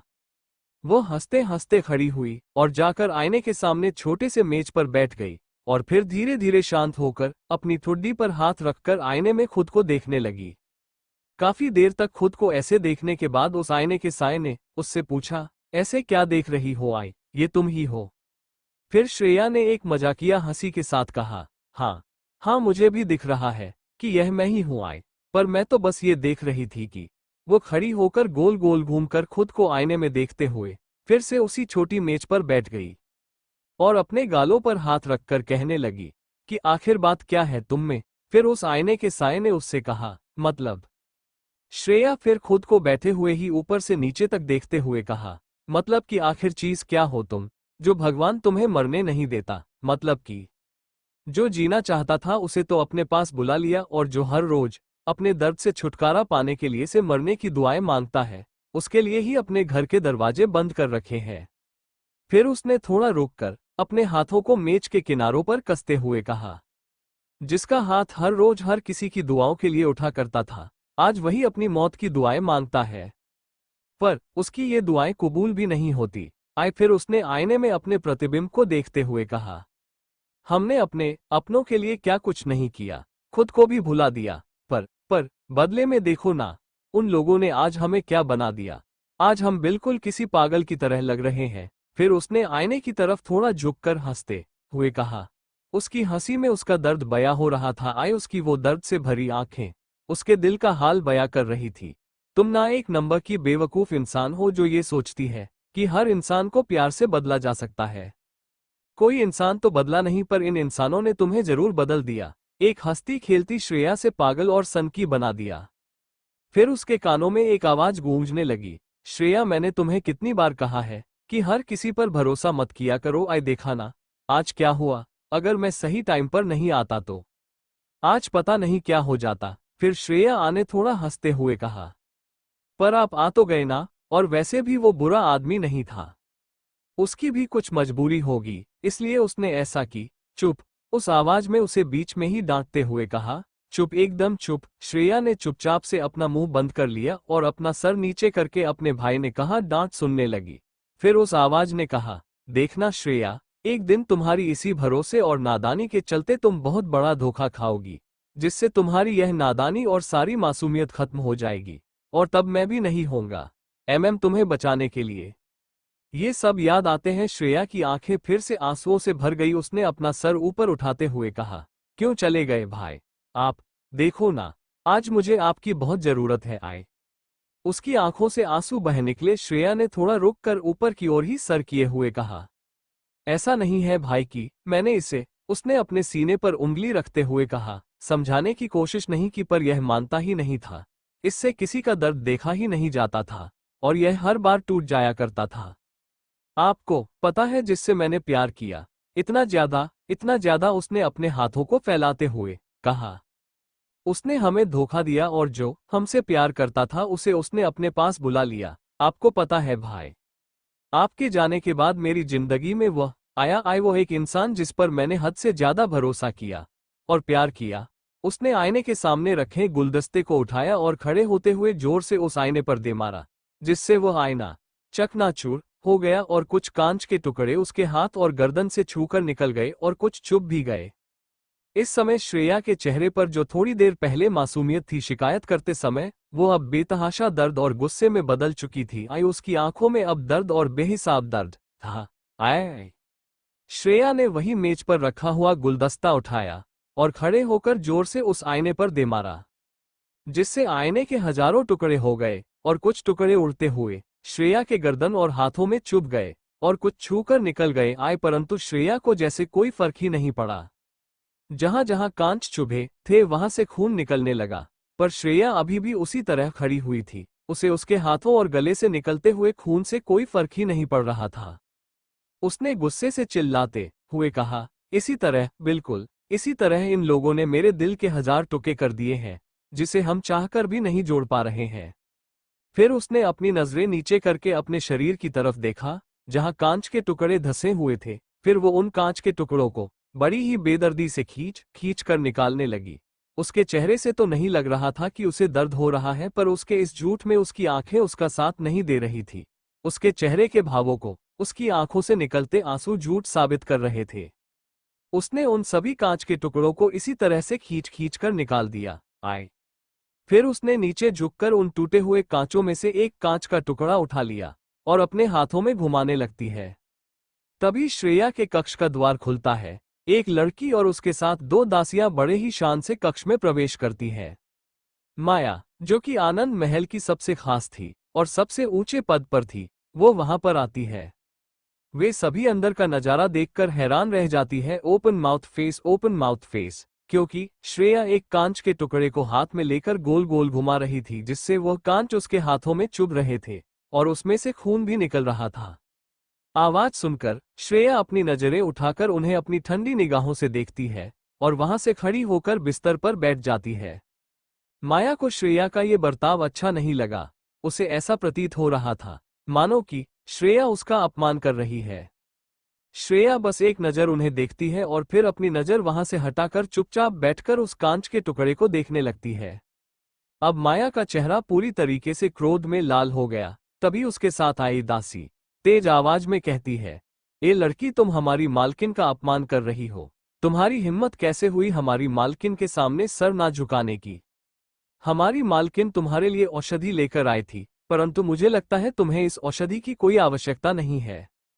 उस दासी ने अपना मुंह बिगड़ते हुए कहा, तुम जैसी 2 कौड़ी की लड़की के लिए हमारी मालकिन स्वयं आई थी, परंतु तुम उनकी दया का कुछ ज्यादा ही गलत मतलब निकाल रही हो। श्रेया कुछ नहीं बोल रही थी, वो चुपचाप अपना सर नीचे किए बैठी थी। परंतु माया तो कुछ और ही सोच रही थी। वह तो यहाँ श्रेया को दर्द में तड़पते हुए देखने आई थी, क्योंकि शैतान मालिक पहली दफ किसी के कक्ष में आए थे, इसलिए उसे श्रेया ईर्ष्या होने लगी थी। उसका एक कारण ये भी था कि श्रेया वहां पर सबसे ज्यादा सुंदर थी, जिससे सभी महिलाएं उसकी तुलना इस लड़की से करने लगे थे। माया उसे औषधि देने नहीं बल्कि उसका मजाक उड़ाने आई थी। उसे तो लगा था कि इतनी मार खाने के बाद ये शायद मरने की कगार पर होगी परंतु वह तो बिल्कुल सही सलामत बैठी है, सिर्फ कुछ नए घावों को छोड़कर। माया अपने ही मन में सवाल करते हुए, पर मैंने तो किसी को भी इसकी सहायता करते हुए नहीं देखा, तो फिर यह एकदम से ठीक कैसे हो गई? इसे तो सैनिक भी वही महल के द्वार पर ही छोड़कर आए थे, फिर ये यहाँ कक्ष तक कैसे आए? तभी उसके दिमाग में कुछ विचार आया, जिससे उसकी आंखें फैल गई। उसने मन में कहा, कहीं इसे शैतान मालिक तो यहाँ लेकर नहीं आए, और इलाज भी। फिर उसने अपने मस्तिष्क के विचारों को नकारते हुए कहा, नहीं नहीं, ये कैसे संभव है? जरूर कोई और कारण है। जरूर इस लड़की के पास कोई आत्मिक शक्ति होगी, या तो ये लड़की कोई गुप्तचर होगी। उसके मस्तिष्क में ये ख्याल आते ही उसने थोड़ी ऊंची आवाज में गुस्से से कहा, ए लड़की, तुम ठीक कैसे हो गई? तुम्हारे शरीर पर चाबुक का कोई निशान क्यों नहीं दिख रहा? मैंने तो किसी को भी तुम्हारी सहायता करते हुए भी नहीं देखा, तो फिर तुम ठीक कैसे हो गई? और इतनी मार खाने के बाद तो तुम्हें अब तक मर जाना चाहिए था। आज तक कोई उन चाबुकों की मार खाने के बाद कोई भी जीवित नहीं बचा, क्योंकि उन चाबुकों में जहर लगा होता है। श्रेया, जो अब तक उन्हें शांत भाव से देख और सुन रही थी, उसकी मरने वाली बात सुनकर उसके होठों के कोने मुड़ गए स्मग। उसने अपने हाथ में लिए कांच को फेंकते हुए और वहां से उठते हुए कहा, पर तुम्हारी इच्छा तो अधूरी रह गई। मैं तो बच गई, तो अब तुम क्या करोगी? श्रेया उन तीनों की आंखों में अपने लिए नफरत और तिरस्कार देख सकती थी, पर अब तो उसे लोगों की आंखों में अपने लिए नफरत और तिरस्कार देखने की आदत सी हो गई थी। पिछले कुछ सालों में उसने इतना कुछ झेला था कि अब उसे किसी का कुछ भी बोलना असर नहीं करता था, यहाँ तक कि अब उसे इंसानों के साथ रहना भी पसंद नहीं था। वो कहते हैं कि किसी चीज की आदत लगने में 78 दिन लगते हैं, पर श्रेया तो ये सब पिछले 5 सालों से ये सब झेल रही है। माया ने गुस्से से तिलमिलाते हुए कहा, लगता है कि तुम्हें सबक सिखाना पड़ेगा। फिर वह अपनी शैतानी हंसी हंसते हुए, कोई बात नहीं, हम तुम्हारी इच्छा बहुत जल्द पूरी करेंगे। फिर माया अपने चेहरे पर तिरछी मुस्कान लिए वहां से जाने लगी। श्रेया ने अपने शांत भाव से कहा, मुझे इंतजार रहेगा। माया ने एक बार पीछे पलटकर उस ओर देखा और गुस्से से वापस चली गई। श्रेया चुपचाप मुड़ी और वहां पर बिखरे हुए कांच के टुकड़ों को उठाने लगी। कांच को उठाते समय कुछ टुकड़े उसकी हथेलियों में चुभ रहे थे, परंतु बिना किसी भाव के वो उन कांच के टुकड़ों को हटाकर एक किनारे एकत्रित कर दिया और फिर उठकर स्नानघर की ओर चल दी। स्नानघर पहुंचकर वहां का निरीक्षण करने लगी। उसने कहा, कभी हमें ये सभी चीजें देखकर बहुत ज्यादा खुशी मिलती थी, पर आज तो जैसे कोई मतलब ही नहीं है। स्नानघर काफी बड़ा था। वहां पर एक छोटी सी मेज रखी हुई थी, उस पर इत्र रखा हुआ था और उसी के बगल में एक बड़ा सा गोल आकार का एक टब रखा हुआ था, जिसमें पानी भरा हुआ था। कुछ गुलाब की पंखुड़ियां ऊपर तैर रही थी। उस पानी में से इत्र की सुगंधित खुशबू आ रही थी और उस टब के चारों ओर बड़े बड़े पर्दे लगे हुए थे। श्रेया थोड़ी देर उस पूरे कक्ष को देखती रही और फिर बिना किसी भाव के अपने वस्त्र निकालकर उसमें बैठ गई और अपने दोनों हाथ उसके ऊपर रखकर अपनी आंखें बंद कर ली। वो फिर से अपनी उन पुरानी यादों की तरफ चली गई, जिससे उसके आंखों के कोनों से आंसू बह निकले। उसने अपनी आंखें खोल दी और अपने गर्दन और हाथों की तरफ देखा और उसके चेहरे पर एक दर्द भरी मुस्कान आ गई। उसने उसी मुस्कान के साथ कहा, क्या हो गया श्रेया? पहले तो छोटी सी चोट पर भी इतनी जोर से चिल्लाती थी, पर अब देखो, अब इस बेजान शरीर को दर्द का एहसास ही नहीं होता। अपने हाथों को बिना किसी भाव के पानी में डालते हुए उन घावों से निकल रहे खून को साफ करने लगी। थोड़ी देर उन्हें ऐसे है साफ करने के बाद उनमें से खून निकलना बंद हो गया। सिर्फ और सिर्फ कटने के निशान जगह जगह पर रह गए। फिर उसने अपना सर पर उस टब पर टिका लिया और आंखें बंद कर ली। श्रेयांश अपने कक्ष में बैठा हुआ कुछ दस्तावेजों पर कार्य कर रहा था। फिर उसने एकदम से अपनी कलम नीचे रखी और वहां से उठ खड़ा हुआ आए। वहां पर पुरुषोत्तम आया और अपने घुटने टेकते हुए कहा, शैतान मालिक, पड़ोसी देश के राजा हमला करने की तैयारी कर रहे हैं। श्रेयांश ने एक नजर उसकी तरफ देखा तो उसने अपना सर झुका लिया। श्रेयांश उसकी तरफ अपने कदम बढ़ाते हुए गुस्से में कहा, इन छोटे मोटे राजाओं में इतनी हिम्मत कहां से आ गई, यह हमारे साम्राज्य पर हमला करेंगे। उसकी तरफ बढ़ते हुए ही कहता है, इन चूहों के पास कोई खजाना हाथ लगा है क्या जो शैतान मालिक से लड़ने की सोच रहे हैं। शैतान मालिक को अपनी ओर आता देख उसकी तो जान ही हलक में अटक गई आए।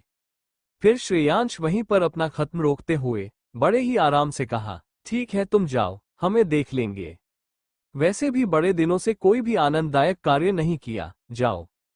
श्रेयांश ने इतना ही कहा था कि पुरुषोत्तम अपना सर झुकाते हुए उनका सम्मान करता है और अपने कदम पीछे लेते हुए वहां से चला जाता है। उसके जाने के बाद श्रेयांश के चेहरे पर एकदम सख्त भाव आ जाते हैं और वो वहां से अदृश्य हो जाता है।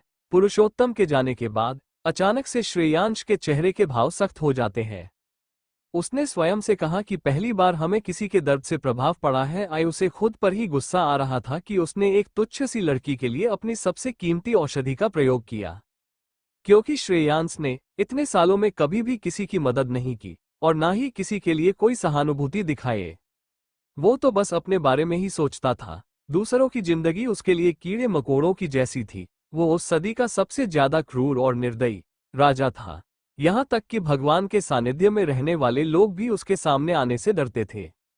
उस सदी में भगवान के प्रतिनिधि और शैतानों का राज चलता था, जिसमें से शैतान मालिक श्रेयांश बहुत ही ज्यादा प्रसिद्ध था अपनी निर्दयता और क्रूरता के लिए। आज तक किसी ने भी उसका चेहरा नहीं देखा था और ना ही उसका असली नाम जानता था। उसने अपनी पहचान सिर्फ और सिर्फ शैतान मालिक के नाम से बनाई हुई थी। ये सब सोचते ही उसकी आंखें गहरी हो जाती हैं और वहां से अदृश्य हो जाता है। वो सीधा ही श्रेया के कक्ष में दिखाई देता है। वहां पहुंचते ही वो अपनी नजरें इधर उधर करके श्रेया को ढूंढने लगता है। हालांकि उसे अभी तक इस लड़की के बारे में कुछ भी ज्ञात नहीं हुआ था, परंतु उसे कहीं ना कहीं लग रहा था शायद ये लड़की कोई गुप्तचर है जो यहाँ किसी मकसद से यहाँ आए हैं। फिर उसके चेहरे पर एक शैतानी मुस्कान आ गई। उसने चारों तरफ कक्ष में अपनी नजरें घुमाई परंतु उसे श्रेया कहीं नहीं दिखाई दी, तो उसे क्रोध आने लगा। उसने गुस्से अपनी मुठिया बंद कर ली और वहां से अदृश्य होने के लिए अपना हाथ उठाया और तभी उसने सामने कुछ ऐसा देखा जिससे उसका हाथ हवा में ही रुक गया।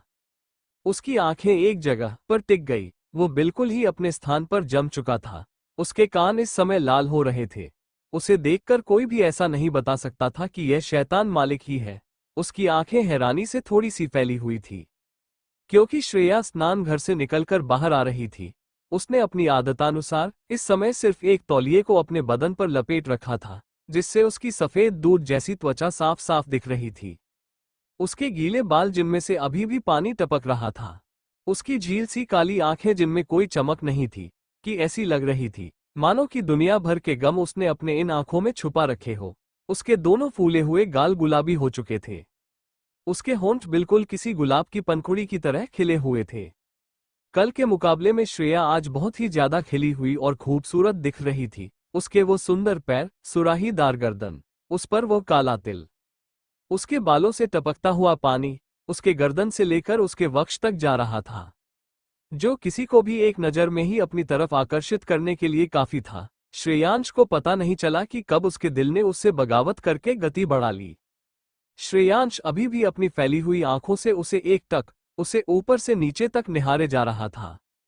सिर्फ श्रेया को देखकर ही उसका अपने से नियंत्रण हटता जा रहा था। अपने कदम बढ़ाते हुए श्रेया पूरे कक्ष में इधर उधर कुछ खोज रही थी। फिर उसकी नजर श्रेयांश की तरफ जाती है और वो अपने चेहरे पर बिना किसी भाव के उस ओर बढ़ने लगती है। वो अपने एक एक कदम बढ़ाते हुए श्रेयांश के नजदीक और नजदीक होती चली जाती है। श्रेयांश का उसे अपनी ओर आता देख पता नहीं क्यों परंतु अंदर से हल्की सी उत्सुकता थी, या फिर कुछ और हो रही थी। वो अभी भी बिना अपनी पालकों को झपकाए उसके लाल होंठ, गुलाबी चेहरे और उसके गर्दन के काले तिल को देख रहा था। श्रेया उसके एकदम पास आकर खड़ी हो जाती है और अपने हाथ आगे बढ़ाती है। श्रेयांश भी इस समय बहुत ही ज्यादा खूबसूरत और आकर्षक दिख रहा था, क्योंकि उसकी आंखें इस समय अचेतन रूप से फैली हुई थी और उसके कान लाल हो रखे थे। इस समय उसने अपने उसी पुराने काले रंग के लबादे में खड़ा हुआ था।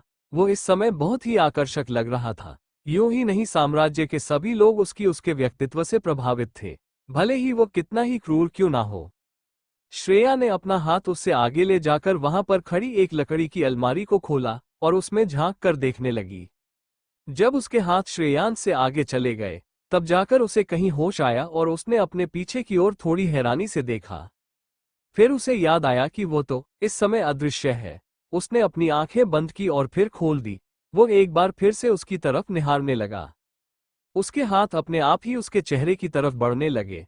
वो उसकी खुशबू में खोता जा रहा था। तभी श्रेया को उसके वस्त्र दिखे जो थोड़े अंदर थे, तो वो उसने अपना एक कदम और बढ़ाया उस कपड़े को उठाने के लिए। जैसे ही उसने अपना कदम बढ़ाया, श्रेयांश और श्रेया के बीच में जो फासला था वो एकदम से खत्म हो गया और दोनों एक दूसरे के बिल्कुल करीब खड़े हो गए। देखने से ऐसा लग रहा था जैसे कि श्रेया श्रेयांश को गले लगा रही हो, जिससे श्रेयांश का हाथ उसके सीने के थोड़ा पर रख गए, जिसकी उसे बिल्कुल भी उम्मीद नहीं थी। श्रेया को जैसे ही किसी का हाथ अपने गर्दन पर महसूस हुआ, उसने थोड़ा घबराकर अपनी पलकें उठाकर ऊपर देखा। तभी श्रेयांश ने भी अपनी आंखें नीची करके एक बार और श्रेया को बड़े गौर से देखा। श्रेयांश की आंखें लगातार श्रेया की आंखों में झांक रही थी, मानो कि कुछ ढूंढने की कोशिश कर रहा हो। श्रेयांश की ऊंचाई 6 फीट 1 इंच और श्रेया की ऊंचाई सिर्फ 5 फीट 4 इंच थी, जिससे कि श्रेया सिर्फ और सिर्फ उसके सीने तक ही आ पा रही थी। श्रेया की आंखें हैरानी से बड़ी हो गई जब उससे अपनी गर्दन पर किसी की गर्म सांसें महसूस हुई, परंतु उसे कुछ भी नहीं दिखाई दिया। श्रेयांश इस समय अपनी गर्दन थोड़ा झुकाकर अपनी नाक को उसकी गर्दन के पास ले जाकर उसकी खुशबू को सूंघ रहा था कि तभी श्रेया को अपने कमर के पास कुछ महसूस हुआ, जिससे उसकी आंखें हैरानी से बाहर आने को हो गई फ्लश्ड। उसे कुछ समझ नहीं आ रहा था कि क्या हो रहा है। वही श्रेयांश अपने शरीर की इस हरकत पर बहुत ही हैरान था, क्योंकि उसके शरीर ने आज तक उसकी इच्छा के विरुद्ध कोई भी कार्य नहीं किया, परंतु आज वो ये सोच ही रहा था कि श्रेया एक झटके से अपने वस्त्र लेकर वहां से हटी और अपनी घबराई नजरों से इधर उधर देखती हुई रस्ट फेस उल्टे पैर स्नानघर में भाग गई। आए श्रेयांश अभी भी हैरानी से अपनी ही जगह पर एक स्तब्ध खड़ा था। उसे अपने शरीर से इस हरकत के बिल्कुल भी उम्मीद नहीं थी, परंतु उसे अभी भी श्रेया के शरीर की वह भीनी सी खुशबू बहुत ही मनमोहक लग रही थी। उसे ऐसा लग रहा था मानो वो अभी भी उसके सामने उसी अवस्था में खड़ी हो। वो अपने ख्यालों को आंखें बंद करके संभालता है और फिर दोबारा आंखें खोलकर एक बार उस ओर देखते हुए जहां श्रेया गई थी, एक शैतानी मुस्कान के साथ अदृश्य हो जाता है। श्रेया जल्दी से अपने कपड़े पहनकर कक्ष में आती है और अपनी नजरें इधर उधर घुमाने लगती है। जब उसे वहां पर कुछ भी आभास नहीं होता तो मैं खुद का एक भ्रम समझ एक सांस छोड़ती है और बिस्तर की तरफ जाने लगती है। फिर से उसके चेहरे पर वही गुस्से और दर्द के भाव आ जाते हैं। उसने अपने दोनों हाथ बिस्तर पर फैला लिए और लेट गई। उसके पैर बिस्तर के नीचे लटक रहे। वो एकटक ऊपर की ओर देखने लगी और उसके कानों में कुछ आवाजें गूंजने लगी। प्लीज प्लीज मुझे एक बार जाकर उन्हें देखने दो। देखो ना, खून बह रहा है। देखो, वो सड़क की तरफ जा रहे हैं। प्लीज मुझे जाने दो, एक बार जाने दो, उन्हें कुछ हो जाएगा। प्लीज जाने दो, प्लीज प्लीज। फिर उसके कानों में किसी की चीखने की आवाज आई और फिर आवाज एकदम से शांत हो गई। उसने धीरे धीरे हिम्मत करके उस तरफ देखा तो उस लड़की की चीख निकल गई नहीं, और फिर की आवाज आना बंद हो गई। श्रेया की खुली आंखों से आंसू बहने लगे। फिर वो अचानक से उठ गई। उसने अपने आंसुओं को पोंछा और कक्ष के बाहर चली गई। दूसरी तरफ श्रेयांश अपनी ही दुविधा में अपनी आराम कुर्सी पर सर टिकाए बैठा था। उसने एक सेवक को अंदर बुलाया और कहा, उसके पास हमारा आदेश पहुंचाओ, हमें उससे मिलना है, जल्द से जल्द। सेवक, जी मालिक, कहकर सर झुकाते हुए चला गया। फिर श्रेयांश खड़ा हुआ और अपनी सभा की ओर चल दिया। वो इस समय काले रंग के लबादे में बेहद ही आकर्षक लग रहा था। बस उसकी आंखों में निर्दयता और चेहरे पर कठोरता हमेशा विराजमान होती थी। उसके सभा में कदम रखते ही सबके चेहरे डर से भर गए। और वहां एकदम से शांति छा गई। आए श्रेयांश किसी खतरनाक शैतान की तरह चलता हुआ आ रहा था। उसकी आंखों में इस समय हैवानियत साफ साफ दिख रही थी। उसके काले रंग का बागा हवा में लहरा रहा था। उसके आसपास के का माहौल एकदम ठंडा हो गया था। वो जाकर सीधा अपने सिंहासन पर बैठ गया और मंत्री ने डरते हुए कार्यवाही शुरू कर दिया। श्रेया को अभी इस महल के बारे में कोई जानकारी नहीं थी, इसलिए वो अभी भी इधर उधर घूमकर सारी जगहों को अपनी शांत नजरों से देख रही थी और यहां से बाहर निकलने का विचार कर रही थी। आनंद भवन काफी बड़ा था, वहां हर स्त्री के लिए उसका स्वयं का कक्ष होता था। इस समय पूरे आनंद भवन में चहल पहल हो रखी थी। बहुत सारी दास दासियां इधर उधर जाकर अपना काम कर रही थी। श्रेया एक गलियारे से होते हुए महल के सामने आंगन की ओर आ गई। सामने का नजारा काफी सुंदर था।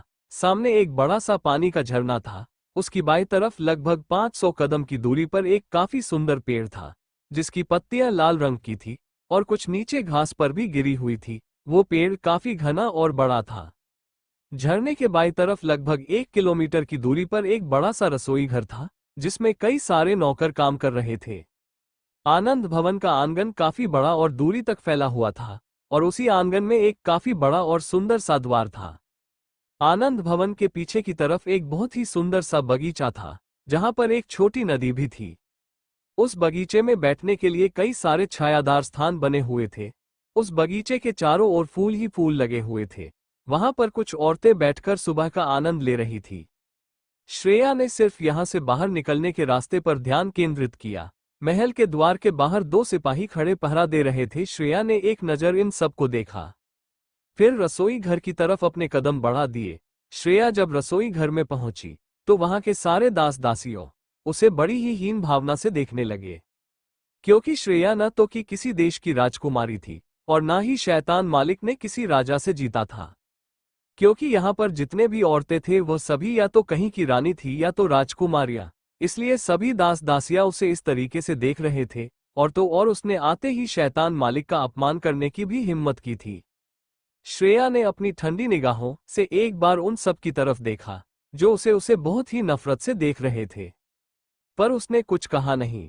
वहां पर बैठी एक औरत जो किसी रानी की तरह लग रही थी, उसका बेदाग चेहरा, चेहरे पर शांति, उसके वस्त्र भी राजसी थे, परंतु वो भूमि पर बैठकर कार्य कर रही थी। इस कारण श्रेया को थोड़ा अचरज हुआ। फिर ज्यादा ना सोचते हुए श्रेया धीरे से उसके पास जाकर बैठ गई। जब उस औरत ने किसी को अपने पास बैठते हुए देखा तो उसने एक बार उसे देखा और फिर से अपना काम करने लगी। सभी श्रेया को उनके पास बैठते हुए देख हैरान रह गए। वैसे तो श्रेया यहाँ पर किसी से भी कोई भी बात नहीं करना चाहती थी, परंतु अगर उसे कुछ जानना है तो किसी ना किसी से तो बात करनी ही पड़ेगी। श्रेया ने उस औरत की तरफ देखकर बिना किसी भाव के धीमी आवाज में कहा, काकी, क्या हम यहाँ पर स्वयं के लिए कुछ बना सकते हैं? आए। उसकी बात सुनकर उस औरत ने उसकी ओर हैरानी से देखा और वहां पर कार्य कर रहे नौकरों ने भी उसकी तरफ इस तरह से देखा जैसे कि कोई अजूबा देख लिया हो। श्रेया ने अपने उसी बिना भाव वाले चेहरे के साथ उनकी तरफ देखकर आगे कहा, क्या आप हमारी सहायता कर सकती हैं चीजों को बताने में, कौन सी चीज कहाँ रखी हुई है? फिर उस औरत ने श्रेया की ओर बड़े ध्यान से और सिर्फ मैं अपना सिर हिलाया। वो श्रेया को खाना बनाने वाली जगह पर ले गई और उसे सारी चीजें समझाने लगी। थोड़ी देर बाद श्रेया ने उस औरत को कहा, थैंक, फिर अपने शब्दों को सुधारते हुए धन्यवाद कहा। वही सारे लोग उस औरत को श्रेया से बातें करता देख हैरान हो रहे थे। उसके बाद वह औरत बैठकर फिर से अपना काम करने लगी। श्रेया ने कुछ ही देर में अपने लिए कुछ खाने को बना लिया। उसने थोड़ी सब्जी और थोड़े चावल स्वयं के लिए बनाए थे। उसकी सब्जी कुछ ज्यादा ही लाल रंग की थी। वो अपना भोजन लेकर रसोई घर से निकलते हुए सीधे अपने कक्ष की ओर जाने लगी। सभी लोग से जाते हुए देख रहे थे, परंतु श्रेया वहां के लोगों को इस तरह से नजरअंदाज कर रही थी जैसे कि वो सभी वहां पर उपस्थित ही ना हो। वो गलियारे से होते हुए अपने कक्ष की ओर जा रही थी। आए अपने कक्ष में जाते हुए गलियारे में ही उसके सामने एक औरत आकर खड़ी हो गई जो लगभग उसकी उम्र की थी। उसके अगल बगल उसकी 2 दासियां भी थी। श्रेया को देखकर उस औरत के चेहरे पर एक तिरस्कार भरी मुस्कान आ गई। श्रेया ने एक नजर उन सबको देखा और दूसरी तरफ से अपना भोजन लेकर निकलने लगी। जब उस औरत ने श्रेया को अपनी ओर ध्यान ना देता देखा तो उसके तन बदन में जैसे आग लग गई। उसके बगल में ही आते ही उसने अपना पैर श्रेया के रास्ते में अड़ा दिया, जिससे वह गिर जाए, परंतु श्रेया बिना उसकी तरफ देखे उसके पैर पर पैर रखकर अपने उसी शांत भाव से अपने कक्ष में चली गई। श्रेया के पैर पड़ते ही उसकी आह निकल गई। इससे पहले कि वो श्रेया को कुछ कह पाती, श्रेया उसकी नजरों से ओझल हो चुकी थी। उसकी दोनों दासियों ने उसे संभालते हुए पकड़ा और कहा, मालकिन, आपको चोट तो नहीं आया है? उस औरत ने उन दोनों दासियों का हाथ झटकते हुए गुस्से से कहा, ये कल की आई हुई लड़की, मैं इसका जीना हराम कर दूंगी। इतना कहते हुए गुस्से से उस कक्ष की ओर घूर कर देखा और वहां से चली गई। श्रेया वहां से चली जाती है और द्वार बंद कर देती है। वो औरत गुस्से से लाल पीली पीली होते हुए वहां से चली जाती है। श्रेयांश अपने कक्ष में भोजन करने जा रहा था। उसे कक्ष में तरह तरह के व्यंजन मेज पर सजा कर रखे गए थे। श्रेयांश वहां पहुंचता है तो सभी नौकर अपने घुटनों पर बैठकर अपना सर झुका लेते हैं। श्रेयांश उनकी ओर बिना ध्यान दिए सीधा जाकर अपने आसन पर बैठ जाता है और एक नौकर आकर वही रखे पात्र में उसका हाथ धुलाता है। फिर श्रेयांश बैठकर अपना भोजन करने लग जाता है। उसने केवल अपने मुख में भोजन का एक ही निवाला लिया था कि उसके हाथ रुक गए, उसकी आंखें गहरी हो गई, उसके आसपास का ऑरा खतरनाक हो गया। उसको रुकता देख वहां पर खड़े नौकर डर से कांपने लगे। तुरंत वो सभी एक साथ घुटने पर बैठकर अपने सर को जमीन में टिका दिया। उन सब के माथे से पसीने की बूंदें गिरने लगी, उनके हाथ पैर ठंडे पड़ गए। तभी एक नौकर घबराते हुए कहता है, क्षमा करें मालिक, क्षमा करें। श्रेयांश उसे अपने गहरी नजरों से देखता है तो वह डर से खंजर निकाल लेता है और एक झटके से अपनी उंगलियां काट देता है और वहीं दर्द से छटपटाने लगता है। फिर दो सैनिक आकर उस नौकर को घसीटते हुए वहां से ले जाते हैं। नौकर तुरंत खड़े होकर वहां की साफ सफाई कर देते हैं। श्रेयांश एक शैतानी मुस्कान स्माइल विद हॉर्न्स देता है और बाकी का भोजन करने लगता है। श्रेया अपना भोजन अपने बिस्तर के बगल वाली मेज पर रख देती है और बिस्तर पर अपने दोनों हाथ टिकाते हुए जमीन को देखने लगती है। उसकी आंखों से आंसू बहकर जमीन पर गिर रहे थे। उसे अपने छोटे भाई को बैठा कर खाना खिलाना और बीच बीच में उसके भाई का श्रेया को भी खाना खिलाना, उसे सब कुछ बिल्कुल साफ साफ दिखाई दे रहा था, जैसे कि सब कल की ही बात हो। फिर धीरे धीरे उसके दिमाग की तस्वीर बदलने लगी। उस तस्वीर में श्रेया आरव को बड़े ही प्यार से खाना खिला रही थी और आरव भी चुपचाप उसकी ओर देखते हुए खा रहा था और उसे भी खिला रहा था, पर उसके चेहरे पर कोई भाव नहीं थे। ये याद आते ही श्रेया फिर से रोने लग जाती है। उसे ऐसा लग रहा था जैसे उसकी जिंदगी एक मजाक हो, जिसे देखकर हर कोई हंस रहा हो, बस वो अकेली ही रो रही है। श्रेया ने रोते हुए ही कहा, उसका यूं प्यार से खाना खिलाना, प्यार करना, मेरी हर बातें मानना, उसकी जुबान लड़खड़ा रही थी। ये सब कुछ उसने सिर्फ मुझसे बदला लेने के लिए किया। उसने अपना चेहरा अपने दोनों हाथों से ढक लिया। उसे यकीन ही नहीं हो रहा था कि सब कुछ सिर्फ एक नाटक था। कैसे हो सकता है, कैसे? उसने बिस्तर को अपनी मुट्ठी में कसकर जकड़ लिया। उसकी आंखों से आंसू रुकने का नाम ही नहीं ले रहे थे। श्रेया ने अपना सर ऊपर किया ताकि उसके आंखों के आंसू और बाहर ना आए। वो बहुत ज्यादा खुद को रोने से रोक रही थी। उसने अपने दोनों होठों को कसकर दबाया हुआ था। फिर उसने अपना सर बगल में कर मेज पर रखे खाने की ओर देखा। उसने थाल उठा ली और खाने लगी। पहले तो वह धीरे धीरे खा रही थी, पर बाद में वो बहुत ही जल्दी जल्दी खाने लगी। उसका मुंह पूरा भरा हुआ था खाने से। उसका गला खाने को अंदर जाने की इजाजत नहीं दे रहा था। श्रेया जबरदस्ती उस खाने को जल्दी जल्दी खाने लगी। इस समय उसकी आंखें बिल्कुल लाल हो गई थी। उसकी पुतलियां बिल्कुल एक जगह स्थिर थी। उसके पूरा चेहरा और कान भी हद से ज्यादा ही लाल और गर्म हो गए थे। उसकी आंखों से झरने की तरह आंसू बह रहे थे, पर वह अपनी पलकें नहीं झपका रही थी। उसकी आंखें इस तरह लाल हो गई थी जैसे कि उन आंखों से आंसू नहीं खून निकल रहे हो। उसे देखकर ऐसा लग रहा था जैसे वह खून के आंसू रो रही हो। वो बस खाए चली जा रही थी, पर फिर भी उसके दिल का दर्द कम नहीं हो रहा था। उसने इतना तीखा खा लिया था जिससे थोड़ी देर के लिए उसका दिमाग सुन्न हो गया। उसकी आंखें धुंधली होने लगी। जब उसने पूरा खाना खत्म कर लिया तो एक बार प्लेट को देखा और फिर उसे वापस ही मेज पर रख दिया और थोड़ा लड़खड़ाते हुए अपने हाथ धुलने के लिए चली गई। जब वह वापस आई तब भी उसका चेहरा पूरा लाल था। उसके माथे से पसीना पसीना टपक रहा था। उसकी नाक बहने लगी थी लेकिन उसके चेहरे पर कोई शिकन नहीं थी। उसके होंठ पूरी तरीके से लाल हो रखे थे और जलन भी कर रहे थे। श्रेया ने अपने खाने में बहुत सारी लाल मिर्च डाली थी। उसे अपने दिल के दर्द को कम करने का और कोई रास्ता नहीं दिखा, या यूं कहें कि इस तरह से वो खुद को सजा दे रही थी किसी से इतना प्यार करने की। आए वो धीरे धीरे कक्ष में आई और खिड़की की तरफ चली गई जहां से सूरज आसमान में चमकता हुआ दिखाई दे रहा था। उसने थोड़ी देर उस नीले आसमान को देखा और फिर वहां से भी मुंह फेर लिया क्योंकि उसे कहीं पर भी सुकून नहीं मिल रहा था। वो उसी खिड़की के सामने आते हुए एक स्तंभ के पास जाकर बैठ गई, अपना सिर स्तंभ पर टिका दिया और अपने हाथों को नीचे कर लिया। वो उसी अवस्था काफी देर तक बैठी रही, फिर वो धीरे धीरे सरकते हुए उसी फर्श पर हाथों पर अपना सर रख के लेट गई। उसकी आंखें आंसुओं से भीगी थी, उसके आंसू फर्श पर गिर रहे थे। वो तो जैसे पलकें झपकाना ही भूल चुकी थी। वो बस एकटक सामने देखे जा रही थी, उसे कुछ भी होश नहीं था। अब तक संध्या बीत चुकी थी, रात्रि का समय होने वाला था, परंतु श्रेया अभी भी उसी अवस्था में लेटी हुई थी। बस फर्क इतना था कि सूरज की जगह चांद ने ले ली थी। पर उसके दर्द में कोई भी फर्क नहीं आया। वो अभी भी अपनी आंखें खोले लेटी हुई थी। उसकी आंखें ऐसी लग रही थी जैसे कि वो बंद ही नहीं होना चाहती। श्रेया की आंखों के आंसू बंद हो चुके थे। आसमान में बड़ा सा चांद अपनी चांदनी से पूरे नगर को प्रकाशित कर रहा था। वातावरण बहुत ही शांत था, बस हवाएं चल रही थी। धीरे धीरे तारों आकाशगंगा भरे आसमान में काले बादल छाने लगे और हवाएं बहुत जोरों की चलने लगी। उन काले बादलों क्लाउड को देखकर आनंद भवन के सभी लोग अपने अपने कक्ष में जाने लगे, क्योंकि इस समय रात्रि थोड़ी गहरी हो चुकी थी। एक ठंडी हवा का झोंका आकर श्रेया के शरीर से टकराया, तब जाकर कहीं उसकी आंखें फड़फड़ाए। उसने अपना सर उठाकर खिड़की से बाहर का नजारा देखा और फिर अपने बिस्तर की तरफ चली गई। वो अपने बिस्तर पर लेट गई और आंखें बंद करके सोने की कोशिश करने लगी। उसे अपनी आंखें बंद किए थोड़ी ही देर हुई थी कि उसके कानों में किसी के हंसने की आवाज गूंजने लगी। हाँ हाँ हाँ, देखो श्रेया, आज मैंने तुमसे उस थप्पड़ का बदला ले लिया। मैंने तुम्हें बर्बाद कर दिया श्रेया, पूरी तरीके से बर्बाद। श्रेया बस आंखों में आंसू लिए खड़ी रही।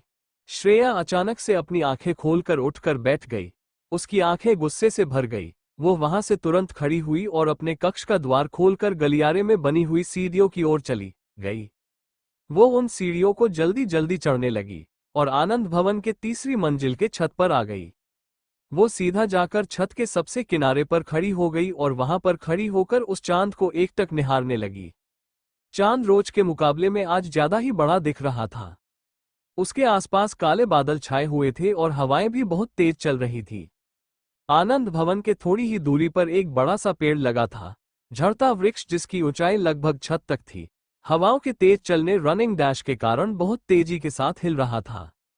श्रेया थोड़ी देर तक छत के एकदम किनारे पर खड़ी रही और फिर बिना किसी भाव के नीचे की ओर देखने लगी। वो बहुत देर तक नीचे देखती रही, तभी उसके मन से आवाज आई, क्या करने जा रही है श्रेया? आए, यहां से कूदने के बारे में सोच रही है? कूद जा श्रेया, तेरा दर्द एकदम खत्म हो जाएगा और यहां तेरे जीने या मरने से किसी को कोई फर्क नहीं पड़ेगा। मर ही तो रही हूं, श्रेया ने कहा। अगर यहां से कूद गई तो फर्क सिर्फ इतना होगा कि मेरी आत्मा मेरे शरीर से अलग हो जाएगी और फिर मुझे और कोई दर्द महसूस नहीं होगा। पर तुम्हें पता है, मैं मरना नहीं चाहती। मैं भी उसे दर्द से तड़पते हुए देखना चाहती हूं। उसने अपनी उसी दर्द भरी आवाज में कहा, मैं चाहती हूं कि मैं भी उसे देखूं, कि मेरे रहने या ना रहने से उसको कोई फर्क पड़ता है या नहीं। मेरी भगवान से बस एक ही दुआ है कि उसे भी बस एक दफा इसी दुनिया में भेज दे, ताकि मैं उसे भी इस दर्द और तड़प का एहसास दिला सकूं। तभी वहां पर एक जोरदार बिजली कड़कती है, हाई वोल्टेज। उस बिजली को देखकर ऐसा लगा जैसे कि भगवान ने उसकी दुआ कबूल कर ली हो। श्रेया की आंखों में वो बादल की गर्जना बस गई और फिर जोरदार बारिश होने लगी। हवाएं भी तेजी से चलने लगी। Running dash. श्रेयांश अपनी कक्ष की बनी हुई खिड़की से बाहर का नजारा देख रहा था। तभी उसकी नजरें आनंद भवन के छत पर पड़ी, जहां पर उसे कोई खड़ा दिखाई दिया। उसने थोड़ी हैरानी से देखा और फिर कुछ सोच कर उसकी आंखें चमक उठी और उसके चेहरे पर एक शैतानी मुस्कान आ गई। उसने कहा, आनंद आएगा, आए बहुत दिनों से किसी का शिकार नहीं किया। वो वहां से तुरंत ही अदृश्य हो गया और सीधा एक वृक्ष की डाली पर बैठा दिखाई दिया। बारिश बहुत जोरों की हो रही थी, परंतु श्रेया अब एकटक अपने दोनों हाथों को पीछे बांधे हुए उस आसमान को देखे जा रही थी। उसके बाल पूरी तरीके से भीग चुके थे। उसके शरीर का पहना हुआ वो सफेद वस्त्र शरीर से चिपक चुका था। उसकी आंखें बंद थी और चेहरा ऊपर की तरफ था, जिससे पानी की बूंदें उसके चेहरे पर पड़ रही थी। कुछ देर के लिए ही सही, पर उसे राहत मिल रही थी। श्रेया इस समय महल के सबसे ऊपरी हिस्से पर सबसे किनारे खड़ी होती है, जहां पर लोगों को जाने से डर लगता है। श्रेया वहां पर खड़ी होकर अपने दर्द को कम करने की कोशिश कर रही है। इस अंधेरी रात में हवाओं और बारिश अपना कहर पूरी तरह बरसा रहे हैं। सभी तूफान से बचने के लिए अपने अपने घरों में बैठे हुए हैं। वहीं श्रेया अपने दिल के तूफान को कम करने के लिए बाहर के तूफान में खड़ी हुई थी। उसका सफेद रंग का वस्त्र पूरी तरीके से भीग चुका था। बारिश की बूंदें उसे ऊपर से नीचे तक भिगो रही थी। जहां इस समय दुनिया जहान के लोग अपना दुख दर्द बुलाकर नींद की आगोश में होते हैं, वही श्रेया अपने टुकड़े हो चुके दिल टूटना में टांके लगाकर उसे जोड़ने की कोशिश कर रही थी। आसमान की कड़कती हुई बिजलियां, हाई वोल्टेज बारिश की बूंदों, टपकता पसीना का शोर, हवाओं के चलने, रनिंग डैश का शोर उसका पूरा पूरा साथ दे रहे थे। उस समय के चित्र को देखकर ऐसा लग रहा था मानो किसी की दर्द भरी चित्रकारी निकलकर सामने आ गई हो। उसकी आंखों से बहते हुए आंसुओं को बारिश अपनी बूंदों में शामिल कर रही थी। नगर अंधेरों में डूबा हुआ था। इस समय रात्रि का दूसरा प्रहर होने को आया था, पर श्रेया की आंखों में ना आंसू कम हुए थे और ना ही वह बारिश। श्रेयांश उस पेड़ पर बैठा हुआ, उसने 3 कमान पर चढ़ाते हुए निशाना उस साए की ओर कर दिया। उसके चेहरे पर एक शैतानी मुस्कान थी, स्माइल विद हॉर्न्स, और आंखों में एक चमक, जैसे कि एक शेर को अपना शिकार को मिल गया हो। तभी श्रेया को किसी बच्चे की आवाज सुनाई दी, जो उसे बुला रहा था। श्रेया, जानी पहचानी आवाज सुनकर श्रेया के चेहरे के भाव बदल गए। उसके चेहरे पर थोड़ी खुशी और हैरानी के भाव आने लगे। उसने अपनी पलकें झपकाईं और इधर उधर अपनी नजर घुमाकर देखने लगे। तभी उसके कानों में फिर से आवाज पड़ी। श्रेया ने पीछे मुड़कर देखा तो जैसे ही श्रेया पीछे मुड़ी, श्रेयांश जो पेड़ पर बैठकर तीर चलाने ही वाला था, उसके हाथ में वहीं रुक गए। ये लड़की यहां, वो भी इतने तूफान में। उसने अपना तीर कमान नीचे कर लिया और गौर से श्रेया के चेहरे की तरफ देखने लगा। एक प्यारा सा बच्चा लोवर टी शर्ट पहने हुए गुस्से से उसे बुला रहा था। श्रेयू दी, नीचे चलो। देखो ना, कितनी तेज बारिश हो रही है। आप कितनी भीग चुकी हो। अंदर चलो जल्दी, नहीं तो अगर भैया को पता चला तो बहुत डांटेंगे। आप तो बीमार होकर बैठ जाओगी और सारी डांट हमें सुननी पड़ेगी। श्रेया के चेहरे पर खुशी के भाव आ गए। वो बड़े ही प्यार से एक मुस्कान के साथ उस बच्चे की तरफ देख रही थी। उसने अपना एक हाथ आगे उठाया और उसकी तरफ बढ़ी। जैसे ही उसने अपना एक कदम रखा, वो घुटनों के बल जमीन पर गिर गई। तभी वो बच्चा जोर जोर हंसने लगा और हंसते हुए ही उससे कहा, देखा दी, गिर गई ना। बच्चा बहुत जोर जोर से हंस रहा था। श्रेया ने अपना सर उठाकर उसकी तरफ देखा। उसके चेहरे की मुस्कान और बड़ी हो गई। श्रेयांश बड़े गौर से श्रेया को देख रहा था। उसने पहली बार श्रेया की वो मुस्कुराहट देखी थी। वो तो अपनी जगह पर जम सा गया। श्रेया अपने घुटनों के बल चलते हुए उसकी तरफ बढ़ी। उसने अपना हाथ बढ़ाया उस बच्चे को छूने के लिए। जैसे ही उसका हाथ उसके चेहरे के पास पहुंचा, वो बच्चा गायब हो गया। श्रेया के चेहरे की मुस्कान अचानक से गायब हो गई। वो उस बच्चे को बेचैनी से इधर उधर ढूंढने लगी। जब उसे वो बच्चा नहीं मिला, तो वो धीरे धीरे वही अपने घुटनों पर बैठकर अपना सर झुका लिया। उसकी आंखों से आंसू बहने लगे। उसने अपने होंठ कसकर बंद कर लिए। उसकी बहुत हल्की हल्की रोने की आवाज आ रही थी, जिसे श्रेया अपने मुंह से बाहर नहीं निकलने दे रही थी। फिर धीरे धीरे उसकी सिसकियों की आवाजें तेज होने लगी। वो वही सिर झुकाए हुए फूट फूट कर रोने लगी। उसने अपने होंठ खोल लिए और बहुत जोर जोर से रोने लगी। उससे अब और नहीं संभला जा रहा था। वो अपने आप को और नहीं रोक पाई रोने से। श्रेयांश जो उसे रोते हुए देख रहा था, उसने अपना सर हिलाया और एक सांस छोड़ी और कहा, यह इंसान भी ना बात बात पर रोते हैं, तभी तो ये इतने मामूली हैं। श्रेया अपना सर ऊपर करके बहुत तेज आवाज में चिल्लाई, आरव, क्यों किया तुमने ऐसा, क्यों? और जोर जोर से रोने लगी। उसके गले की सारी नसें तन गई। अपनी आंखें बंद किए रो रही थी। उसके चिल्लाते ही बिजली बहुत जोर से कड़की। हाई वोल्टेज तूफान और जोर से चलने लगा। वो रोते रोते अपने हाथों को जोर जोर से अपने जांघों पर मार रही थी। उसका पूरा शरीर बहुत तेजी से कांप रहा था। श्रेया ने वैसे ही रोते हुए कहा, हमने कहा था आरव, हमने कहा था ना कि हमसे दर्द बर्दाश्त नहीं होता। तुम जानते थे ना? जानते थे। उसने जानते थे शब्द को जोर से चिल्लाते हुए अपने हाथों को जमीन पर पटकते हुए कहा, आए फिर भी तुमने ऐसा किया। वो इस तरह से रो रही थी, ऐसा लग रहा था जैसे कि उसके सीने के अंदर दबे हजारों दर्द एक साथ बाहर आ रहा हो। रोने के साथ साथ वो चिल्लाए भी जा रही थी। उसके गले की नसें इतनी ज्यादा तन गई थी जैसे अभी फट जाएंगी। अरे, अगर तुम्हें मुझसे बदला ही लेना था तो तुम मुझे 2-4 थप्पड़ वहीं पर मार लेते, वही लोगों के सामने जलील कर लेते। पूरी दुनिया के सामने जिंदगी भर साथ निभाने का वादा करके दगा क्यों किया आरव? वो अपने दोनों हाथों से अपने बालों को कसकर पकड़े हुए रो रही थी। उसका रोना सुनकर तो बादल भी बरसना बंद हो गए। उसके वो दर्द भरी चीखें सुनकर तो हवाओं ने भी रुख बदल लिए। श्रेया रोते रोते हैं उसी जमीन पर लेट गई। वो अपने दोनों हाथों से अपने बालों को बुरी तरीके से पकड़कर रोए जा रही थी। उसके कंधे पूरे तरीके से कांप रहे थे।